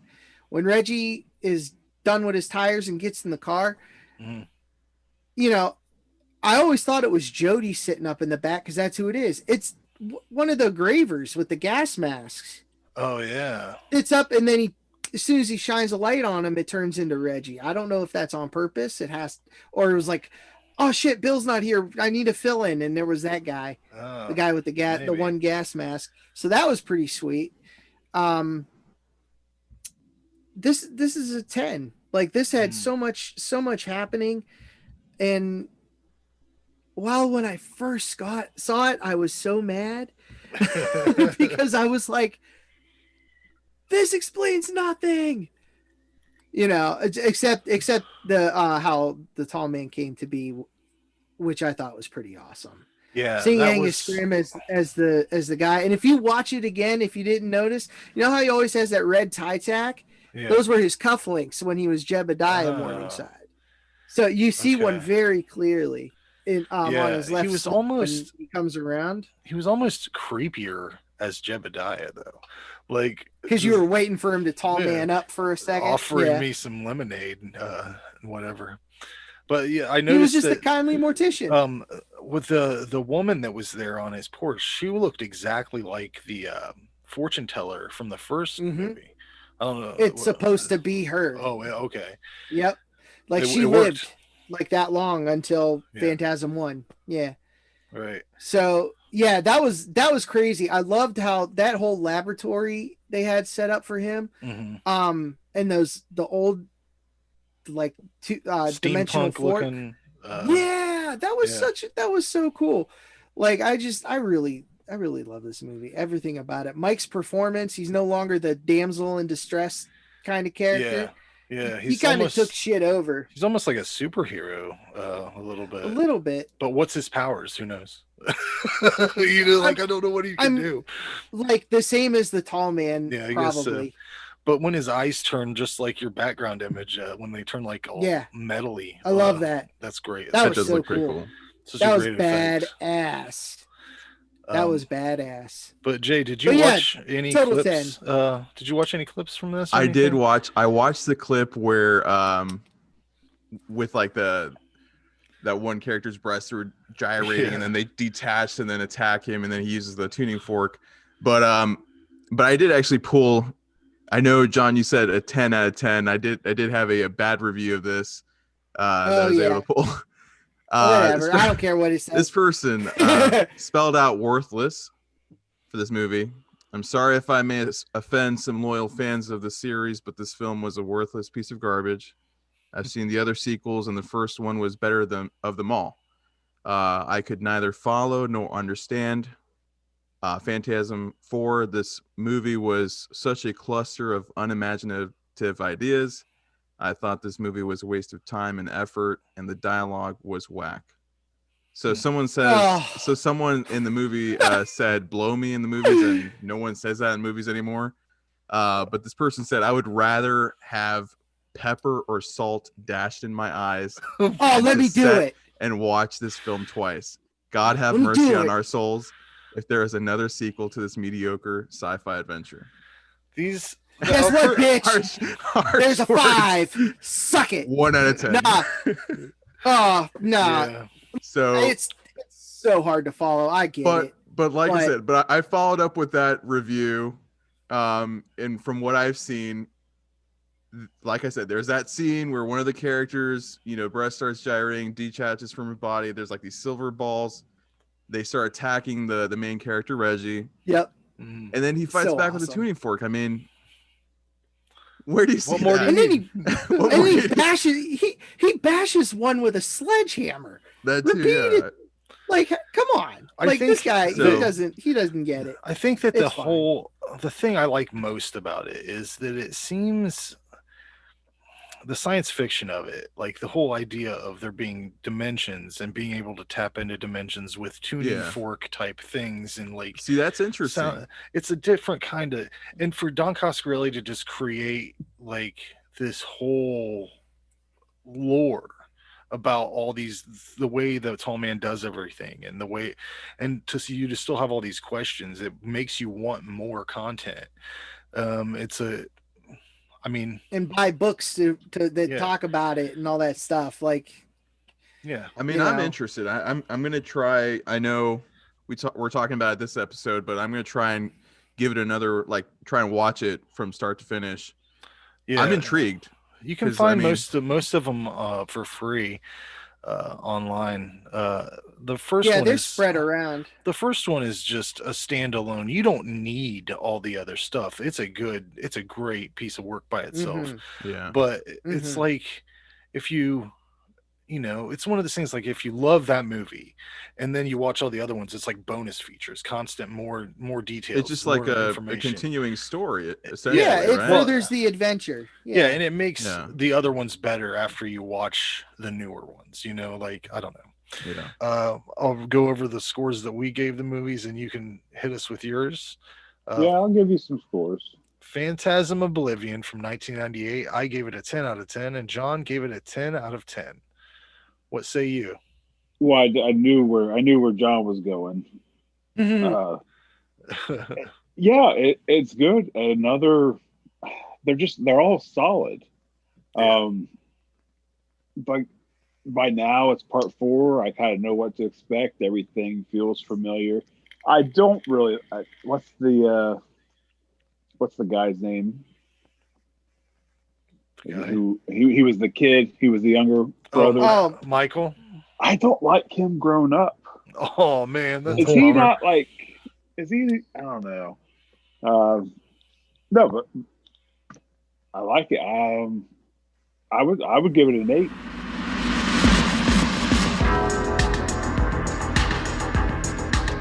Phantasm Ravager from 2016. Oh yeah, we've reviewed this before. Garbage, apparently. John threw it back on the table. The last time we rated this, John was not with us. Rob was not with us. It was me, Jason, and Jared.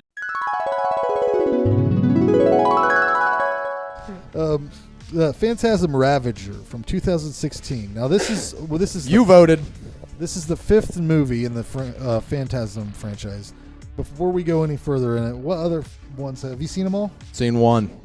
I've went from 1 to this one. Yeah, so, as did I. I feel like I'm missing a lot of things. They seem to reference the other films on a regular basis throughout this one. I didn't feel lost. I think they do a good job at the beginning, although... I was lost when I watched the first one. Still probably don't understand what exactly... Although it's cheesy as shit, the way they do the beginning with like the walking down a dirt road narrating the last 5 movies. It's cheesy as shit. I appreciate it because I've only watched 1. And so 2 and 3 are great. I felt caught up. I don't remember 4 at all. I saw an article that just said that 3 and 4 are movies you shouldn't miss if you haven't watched them. So they must hidden gems. Maybe I didn't watch 4. See, I still don't think I understand what happened in the first one. This summary isn't going to tell you anything. The final installation of the Phantasm series. So that's it. That's the summary? That's all it had on IMDb. And so first of all, can anybody explain what is happening in Phantasm? In the realm of Phantasm, there's the tall man who is a alien type guy. Magician? A magic guy? Alien. Necromancer. Alien type guy. And he has minions that look like fucking from Star Wars, Jared. What are those things? Oh, Jawa. Is that what they are? Yeah. Tusken Raiders. Tusken Raiders, or the little ones? There's both, really, in this movie. I was thinking the little people in cloaks. Those look like Jawas. Well, whenever the good guys come in, the team of good guys with the midget, they are dressed very much like Tusken Raiders, I thought. Yeah. I was thinking at the end when everybody was in brown cloaks. Those things that's Jawas. That were in the first one were like Jawas. I always thought. But yeah, it just takes place across different dimensions. Yeah, basically, they've used the same cast too in all the movies, right? Yeah. The main guy is kind of, you see him dipping in and out of. Yeah, there's 2 alternate dimensions. There's more than 2. There's one where he's on the dirt road. There's one where he's in the. No, the tall man and then the bald dude. Oh, from the original. And the from the original, that boy is the guy. Mike. Oh yeah. He's he's right. They're old as fuck now, man. But I guess there was a big gap there because the first one was late 70s, right? Yeah. So it's written by Don Coscarelli, who's done all of these. He also wrote Bubba Hotep. Did he write this? Yeah, it said he did. That's the only. I guess he has to have a writing credit, but I don't. Well, maybe it was David Hartman. I have 4 writers, but he's not one of them. Oh, I don't. I only have 2. No, I don't. I'm still on Blood Harvest. Actually, I don't even have notes for this freaking movie. I have the Tiny Tim carried this movie. I ain't ready to move on yet. I like the movie. Tiny Tim did a good job. I was just getting ready to say that. The thing I think was weird about this movie is in the Phantasm movies there are these orbs. Is that what they're called? The orbs? Sure, spheres. Spheres, these metal spheres that have like spikes on them, and they stick people in the head and drill. And I think they looked better in the 70s, right? Did you guys think that? The CGI was whack, except for when the horse gets killed. That was goddamn great. That was one of the best things I watched in this whole series of movies that we watched. What'd he say? I seen you put up a... He said, dude, I got some bad news about your horse. Because this thing just stabs it in the head. It's a CGI horse. Man, talk about CGI animals. We had quite a few in this bunch. Yeah, it's... I like this movie. I had fun with it. It seemed like an 80s action movie. Is it just me, or did the dude have a fucking katana in his backpack that he never once used? Yeah, I didn't. Yeah, I saw a katana. Is it a katana? A hobich? It's Mater. To a katana? Matra. It kept saying Mater. It says Mater on the screen. But I swear he had a fucking katana. He never pulled it out. Angus Scrim is great when you get that nice long scene with him in the middle where they're in like the white room. And then when he pulls the Matrix shit where he multiplies himself. The highlights for this movie: Reggie's Pony Knob. There's a steampunk midget named Chunk. The soundtrack is by the dude that did Dragon's Lair and Space Ace. He also did all the other Phantasm movies, but how about that? There you go. He did a lot of shit. The guy that did the soundtrack did those movies. He did Swamp Thing, Ticks, Phantasm 3, Monsters, all this shit. Walker, Texas Ranger.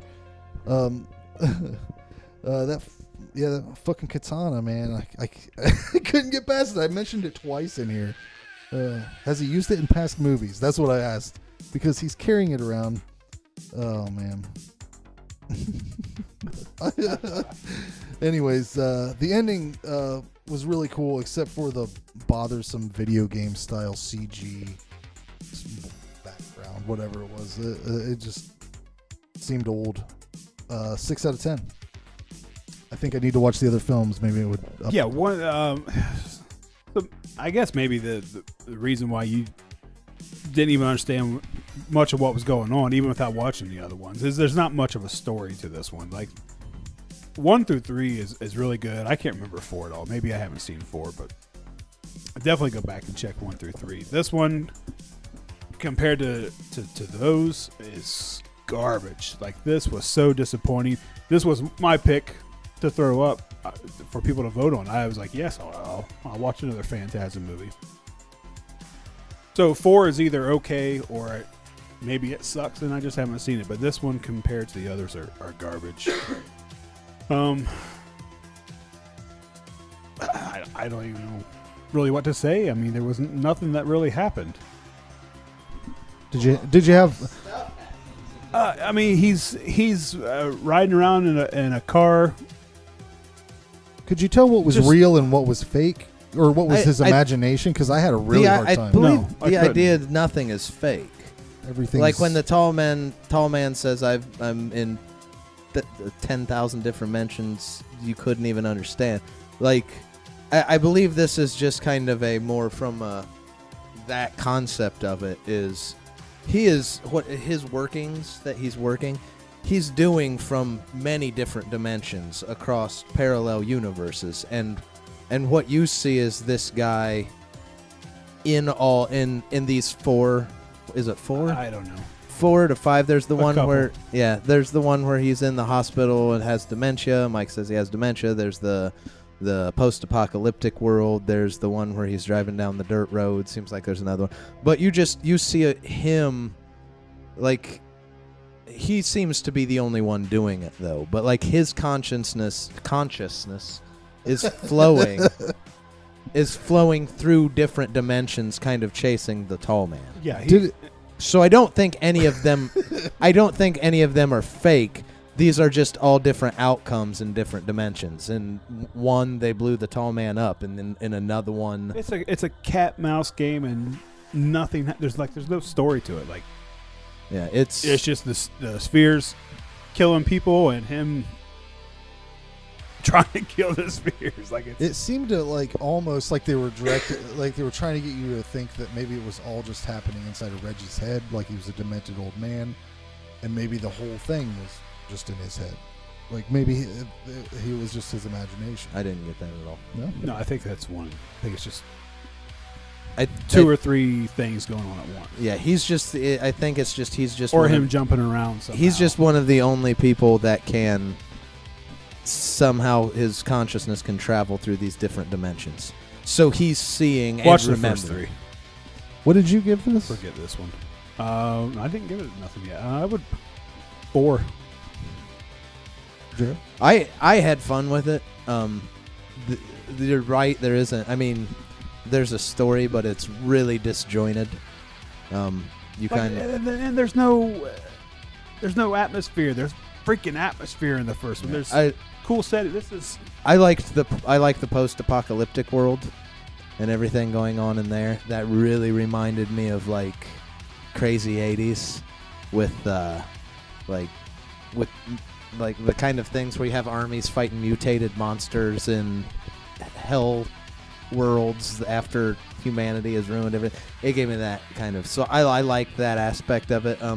The jumping is always going to be, I think, disjointed when you try to do something like that. You have one character in alternate dimensions kind of linking through. So it was a little disjointed, but I thought it was fun. I know I've watched, I don't know which ones, I know I've watched more than the first Phantasm. The first Phantasm's just the only one I remember watching. This one made me say, man, I should go back and watch the other ones again. I had a lot of fun with it. I thought, what are you looking at? I heard something. I was tapping him. Oh shit! I thought somebody was walking out the way.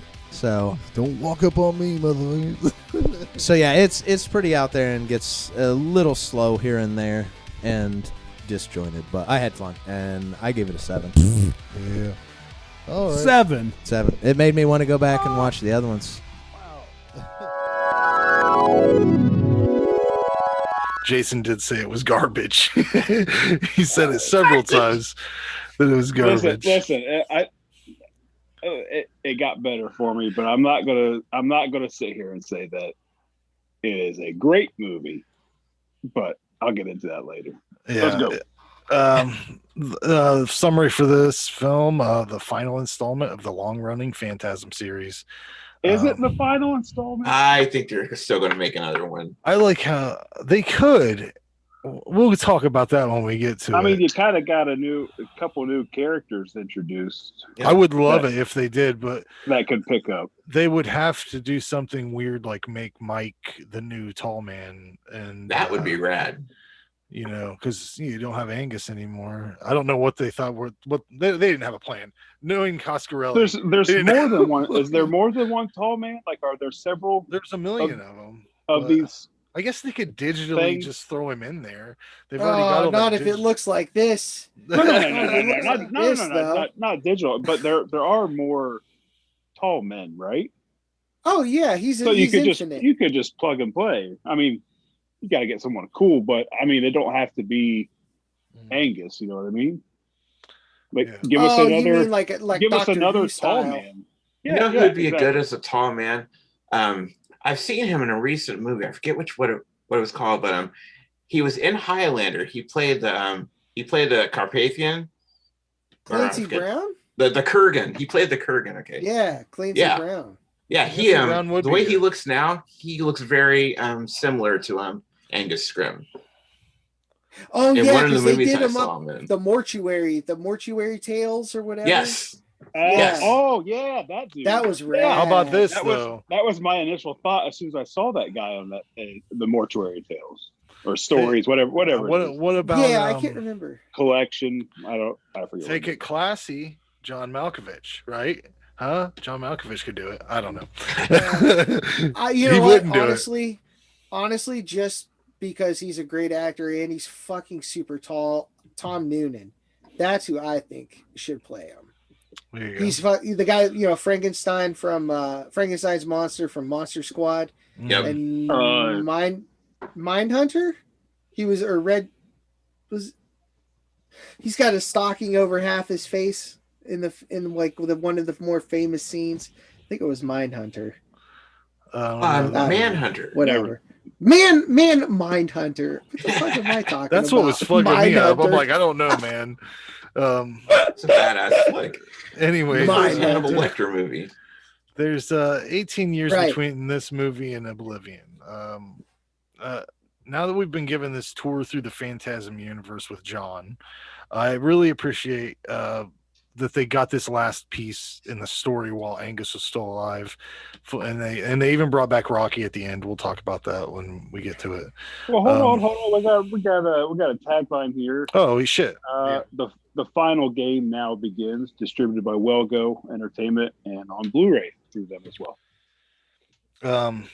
Yeah, it's great to see. Which is over like $20. Let me say, it's too much. Like, much. Like, I'm gonna have to pick this up just to complete it. But $20, like $20.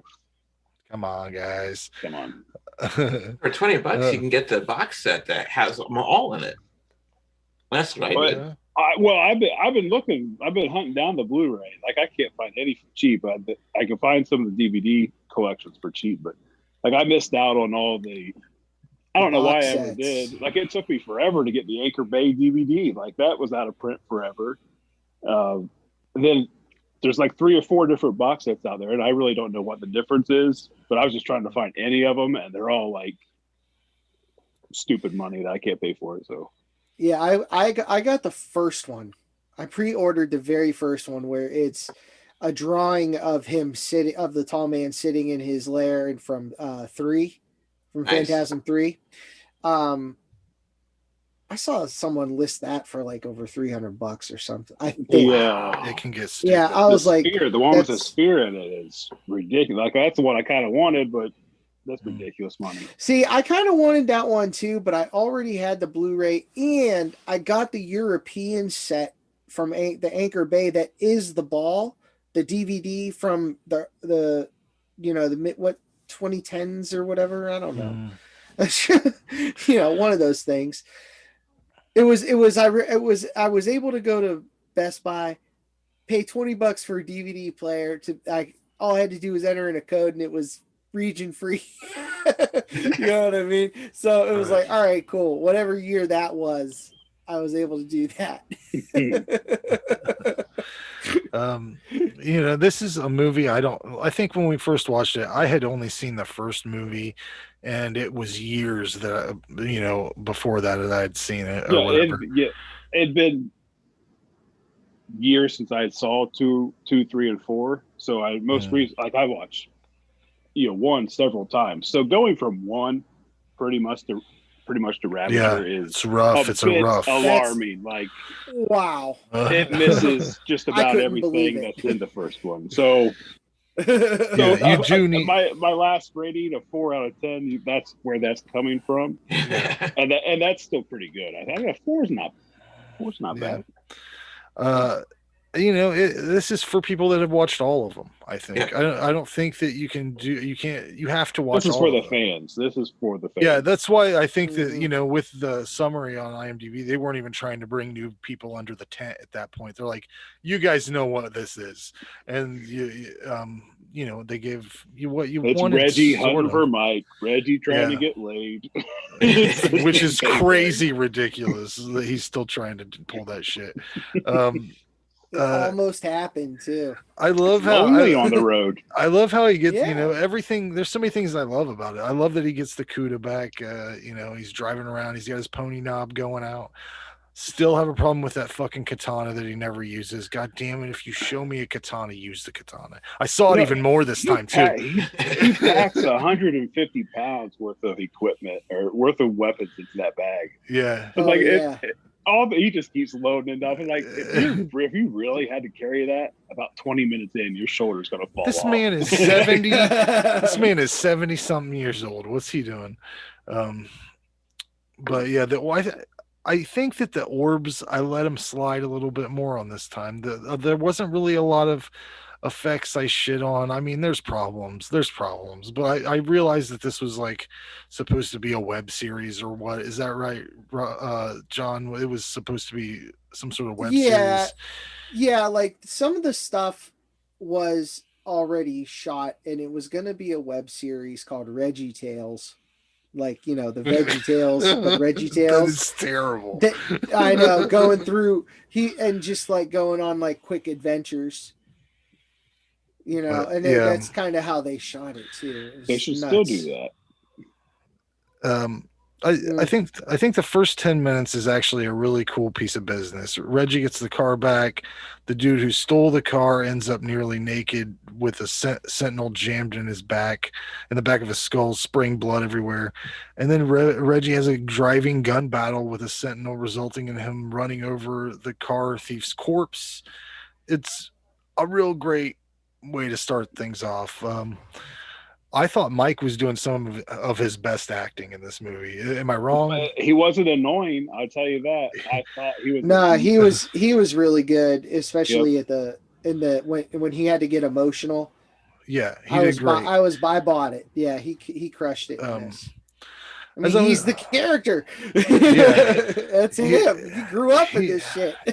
he like really brought home those nursing home scenes, which reminded me a lot of Bubba Hotep. I don't know. It was the same exact feeling I got from that. As I was looking through the IMDb, I was like, checking everybody out. And the actress who plays Dawn is a lady named Dawn Cody. And she had some weird trivia, so I wanted to share it.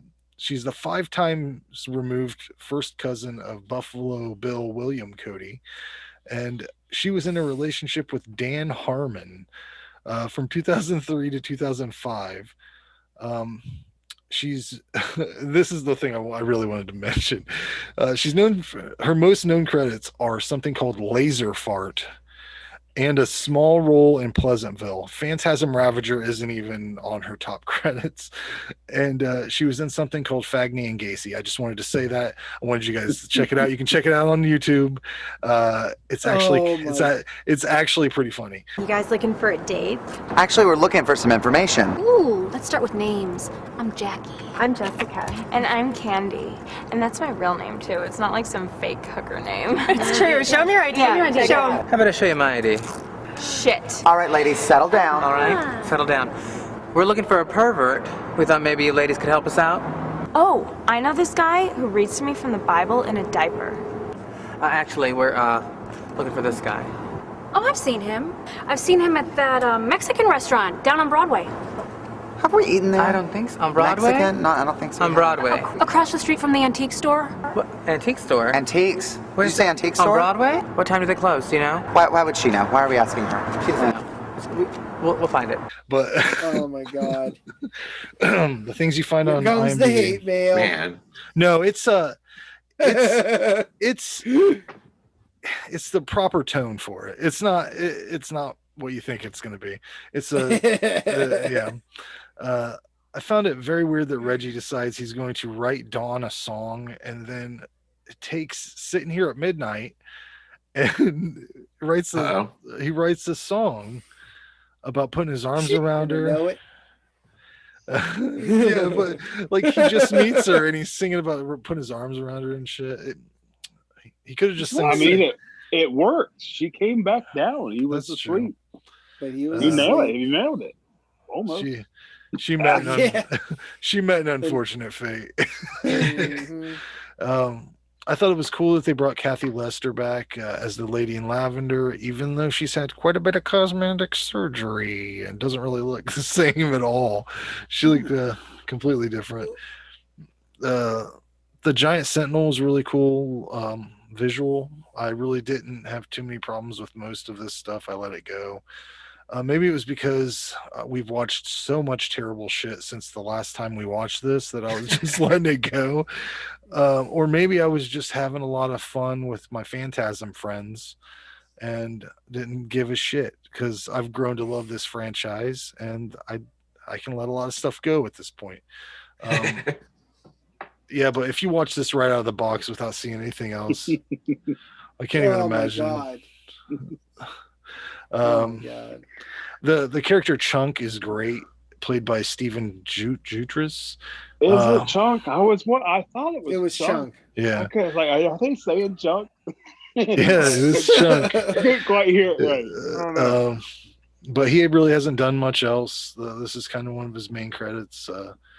It's such a badass moment when the tall man comes out in the hallway, has all those gravers and lurkers around him, and Reggie backs up into him basically, and then Mike comes in and fucking blasts him with a rocket or whatever it was. What was that? Like a missile launcher? RPG. Bazooka. Yeah. There's some troublesome CG, but god damn it, I'm having fun. I love it when Jody comes back at the end, even though they're surrounded by Windows 98 screensaver fire. The end credits sequence where Chunk comes out of the portal, somehow surviving blowing himself to smithereens. He's missing an arm, but he meets Rocky. They hop in the car with all the rest of the guys, and they drive off into the horrible landscape behind them with orbs everywhere. And that leads me to an irritating feeling of I'm never going to get anything else, I don't think I'm ever going to get. See, you could have said the irritating feeling that they're not going to stop, that they're going to keep. I mean, that kind of sets up for the next movie. I want them to make another one. I want them to. You're going to get it. I don't think so, man. Not with the same recipe. It's going to be some weird. We're getting into this recipe. You remember when National Lampoons started making when National Lampoons started making all those weird ones, those weird off movies. That's what's going to start happening if they continue this, because it won't be Coscarelli in there. He's already given on this one he gave the director job to somebody else. He just wrote it, so he'll be dipping pretty soon. Reggie's getting very old. We'll see. 7 out of 10. That's what I gave it. All right. Yeah. So this is second time viewing, and like I said, this time we just went through 1 through 4, so everything's fresh in my mind. And what you mentioned, you're hanging out with your friends. That's basically what this is. This is for the fans. Yeah, the people that that know the characters. Like, Reggie is great in this, but if you don't know who Reggie is, if you haven't watched him progress, and he's making his cheesy one-lines and just the humor in this movie, you're just going to think it's garbage, basically. You have to have a relationship with these people. Dude, I'm sorry about your horse or something like that. That's great coming from Reggie. I know Reggie. He's a friend. I know what he means. It's still not a great movie. It's not. It's good. It's fun. There's just so much jumping around. It's hard for me to keep track of what world they're jumping back and forth in. It's hard for me to even pay attention. I just kind of almost checked out. He's jumping around so much. Reggie's awesome. There's lots of funny parts. There's some cool visual stuff in this. That the world and stuff that's going on around them now, or in whatever happened, the apocalypse type world. It's cool, cool to look at. So when they're in that all white room, and Angus is talking, you hear the tall man deliver probably his longest speech ever, on screen. It seems like he's going on just him talking for a good 5 minutes. I missed a lot of what he said because I'm looking at his skin, how much makeup they have on him, or whatever they did. I don't know if they did some CG on his face or what, but I found myself kind of like not paying attention to what he was saying and just looking at his face. I had to rewind it and find out what was going on, but I kept thinking, like, dude needs chapstick. Like, his lips were just boy. Well, I know he looks horrible when he's laying in the bed when they're the home or resting home or whatever. That was no makeup and all that stuff. Like, so when he's standing in that all white room talking, I'm just like mesmerized by his face. I'm just trying to figure out like how they went from this to that.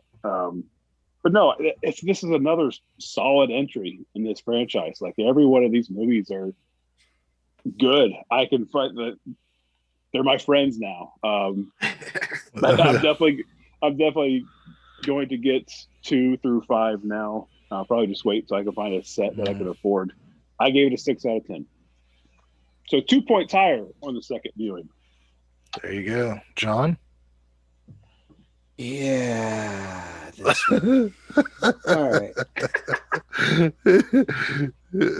He's gonna shit all over our friends. No, I mean, he loves them. They're his friends. Dude, they're fucking PH family, man. That's what they are. But like this one, I understand all of the circumstances surrounding this movie, but I feel like it could have been done better. It could have looked better. All that unnecessary CG, like that fucking when they're going down the street, when they do the fast zoom from Reggie to Reggie, but they go through the Apocalypse Street or Red Planet Street, you know, and you see Don Coscarelli and Dan Hartman firing their machine guns. They look like fucking Doom characters, like Doom 2. Yeah, it does look like a game. Like it was just out of place. Like and Dan Hartman apparently is an animation director, so I think he directed like Transformers and stuff. And I was like, that's cool. This ain't a fucking cartoon, man. You can totally tell fucking Phantasm. That you can totally tell that most of his credits are cartoons and a few Rob Zombie music videos.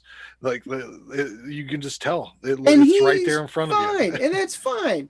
That's fine. Stay in your lane, dude. Like, sorry, but this was not that enjoyable. Like, I did like it this time around. Pissed. But I'm also just like, I get it. Yeah, this is your favorite franchise, so I'm pissed, but it can't be helped. You know what I'm saying? It's like there's no resolving this. Does it piss you off that to me it seemed like they were trying to take everything that's happened in this whole franchise and make it Reggie. The insane delusions of a dying man. Like he's been having these delusions the whole time he's been in this hospital, but the whole apocalypse and the fire and all that stuff and how shit's going up in flames at the end, like that's him dying. And he's just going out in a blaze of glory. Like, you know, I don't know. It just seemed like they were trying to undercut all the work they did to just put it inside Reggie's head for some reason. Yeah. And like that whole scene of him actually dying, spoiler alert, you know, in the hospital bed, like that was a really good scene. Like I got choked up on that scene. That was very well done. And the music was really good too. Like that whole sequence was solid. I had no problem with the acting. They're all a little bit older. They're slowing down. You know what I mean? It is what it is. Angus, they did what they could while they had him. He died during this production. There's lots of CG Angus in that.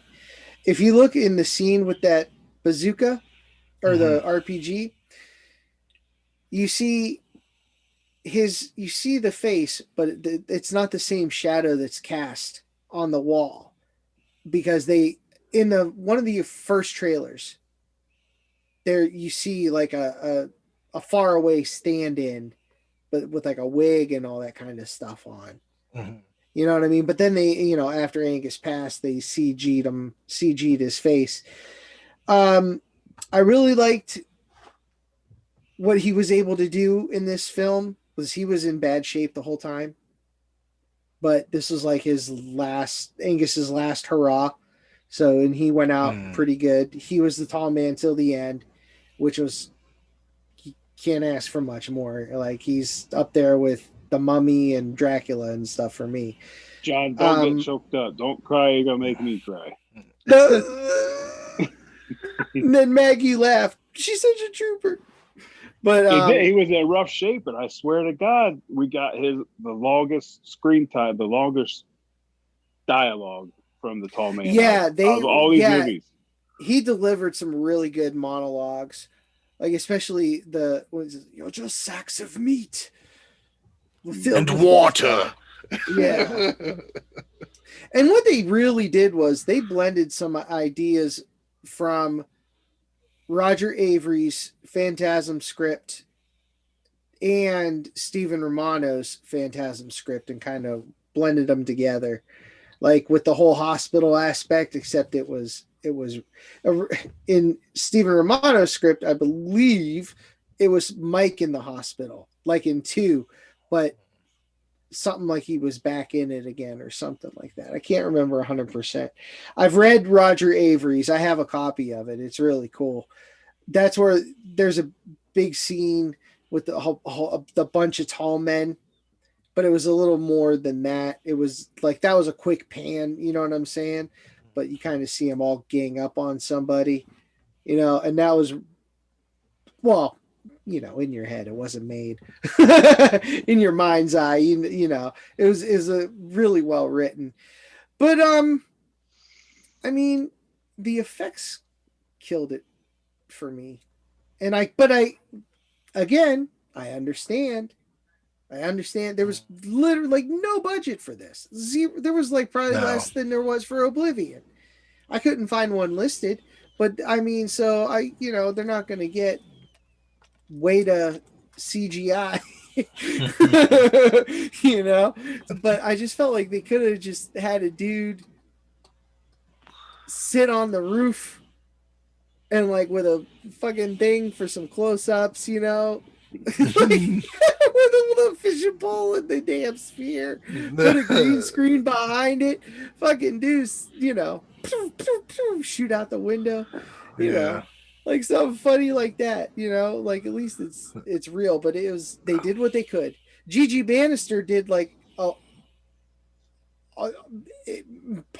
probably all the sphere effects, at least the practical ones. His wife, you know, like she is a producer, she's a effects artist, like she does a lot of shit. She's done a lot of shit.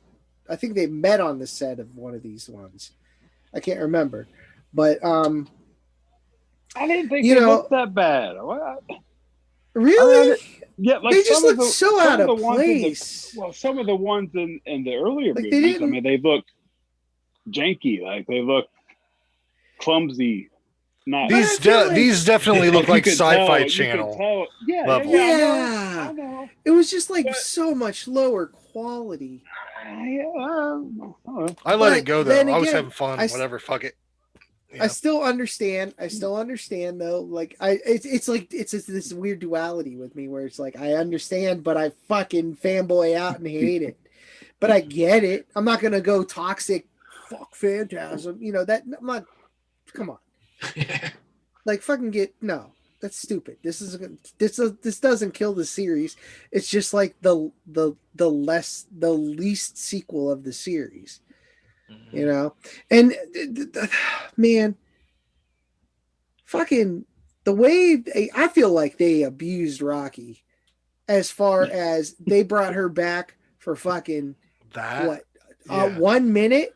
Why wasn't she with them the whole? I think they brought everyone back that they could that was still alive. I mean, I know. Why wasn't she? Why was she in a mid-post credits shit? Why wasn't she?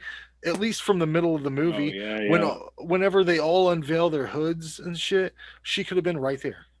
Right, she could have taken it. She could have taken them out. Maybe she was busy. She could have taken out some dwarves. She could fit Phantasm in the schedule. You make room for Phantasm. You do. You come and do it for free. I loved the CUDA, what they call it, the battle wagon. I call it the battle CUDA, but that thing looked really cool. That was a real cool design. Yeah. I think Dan Hartman's wife did that. Like she modded the CUDA. Like she was in charge of doing that. So I thought she did a real cool job on that. Mike's powers, you get to see him for like a second. His eyes go over like so bad. So bad. Why you gotta do me like that? I'm not expecting contacts, but it was just like like it after just like a premiere free trial transition, like right into like noticeably gold, and then it just the gold sphere just flies away, flitters off, and then Chunk just like, okay, I'm gonna blow up this tall man. But I mean, John. they did what they listen. They squeezed out I'm waiting to hear this fanboy story. They squeezed out another Phantasm before Angus died. They did what they could. So I give them like really mad props for that. And that's like half my rating. It's going to end up being a 9. Watch. Nah, I give it a 5. Just as a viewing experience, it's a 5. It just looked too clean, like too polished. I feel like, you know what? In Final Cut, throw that grain filter on there, like 0.1. Just give me something like barely noticeable, but you know something's there. Like just give me like a 0.1 notch. Just give me a bam. Hit that blur effect a little bit. Blur it a little bit. I mean, oh god, poor Angus. Poor Angus, the lighting around him, they look like they slapped a trowel of Vaseline on the lens. Like when Homer Simpson was getting them boudoir photos. His photographer was like, light is not your friend, and she slapped a whole jar of Vaseline on the lens. But yeah, it's a 5. I'm glad it exists. I mean, not every film in this series can be the first or fourth one, so it is what it is. How would you order them, like favorite to least favorite? Favorite to least favorite. Phantasm, Oblivion.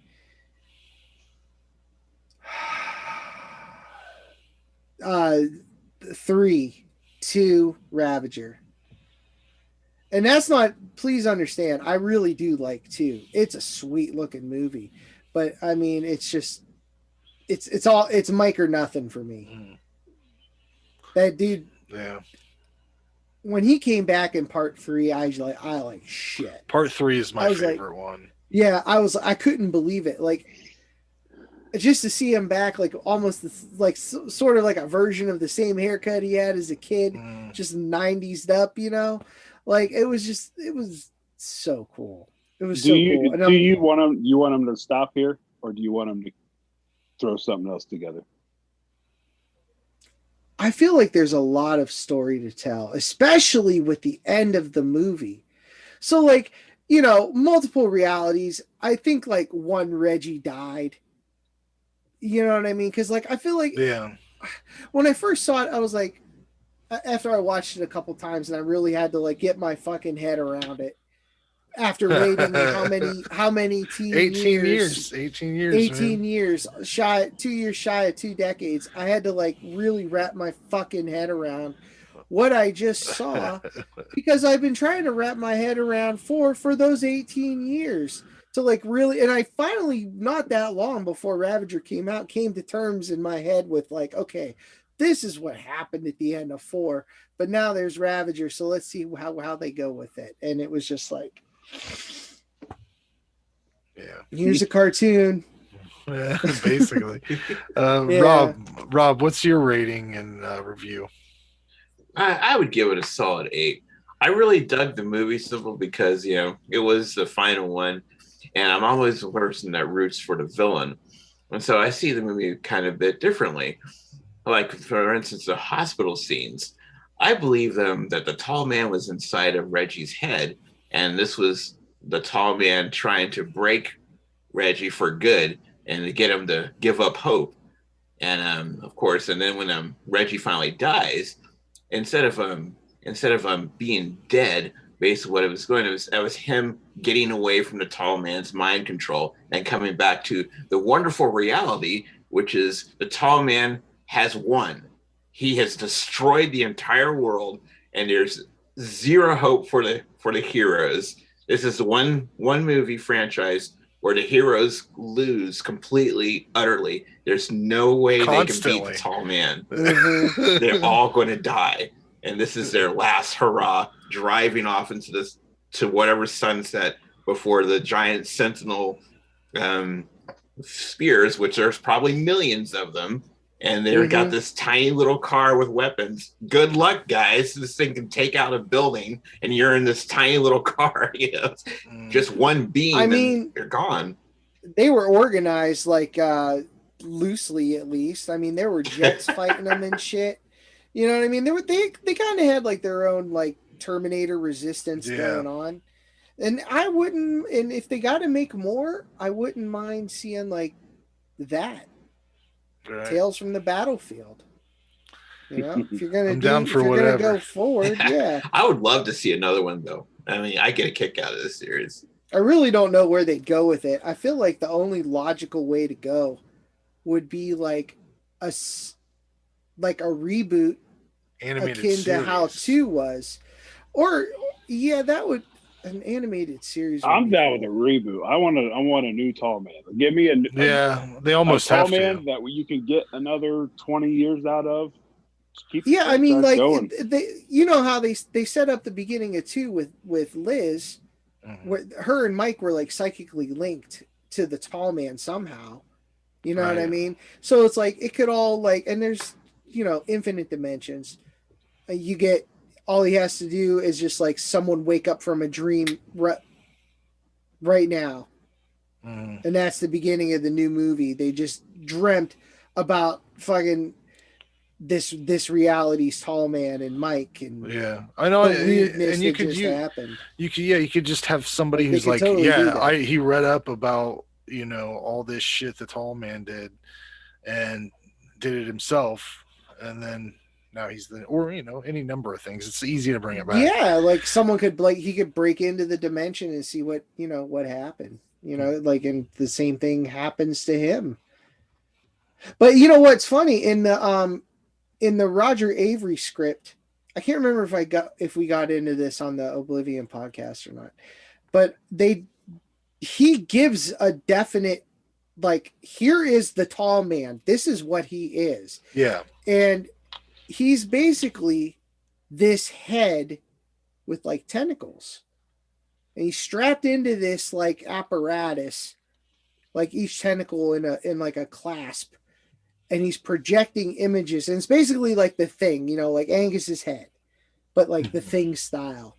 You know what I'm saying? Right. And then he's projecting images of himself. That's why he just keeps going and going and going.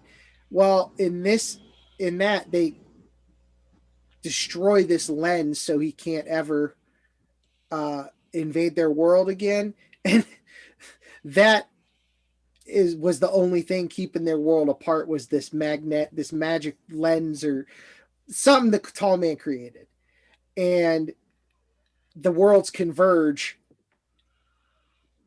and then Reggie ends up in a room surrounded by the tall man. And he's standing in front of a mirror, and this giant hand just pulls him out into the darkness. That's how that script ends. Nice. So it was like a bleak ending for Reggie, and it was post-apocalyptic too. It was the nation was divided into 2, and the plague they talked about. That was the whole premise of that one, of the Roger Avery script, was the plague. Wow. And how it affected the world. Basically 2020. Yeah. Yeah, it was at the time. It was called Phantasm 2012 AD. Nice. Yeah, at that point in time.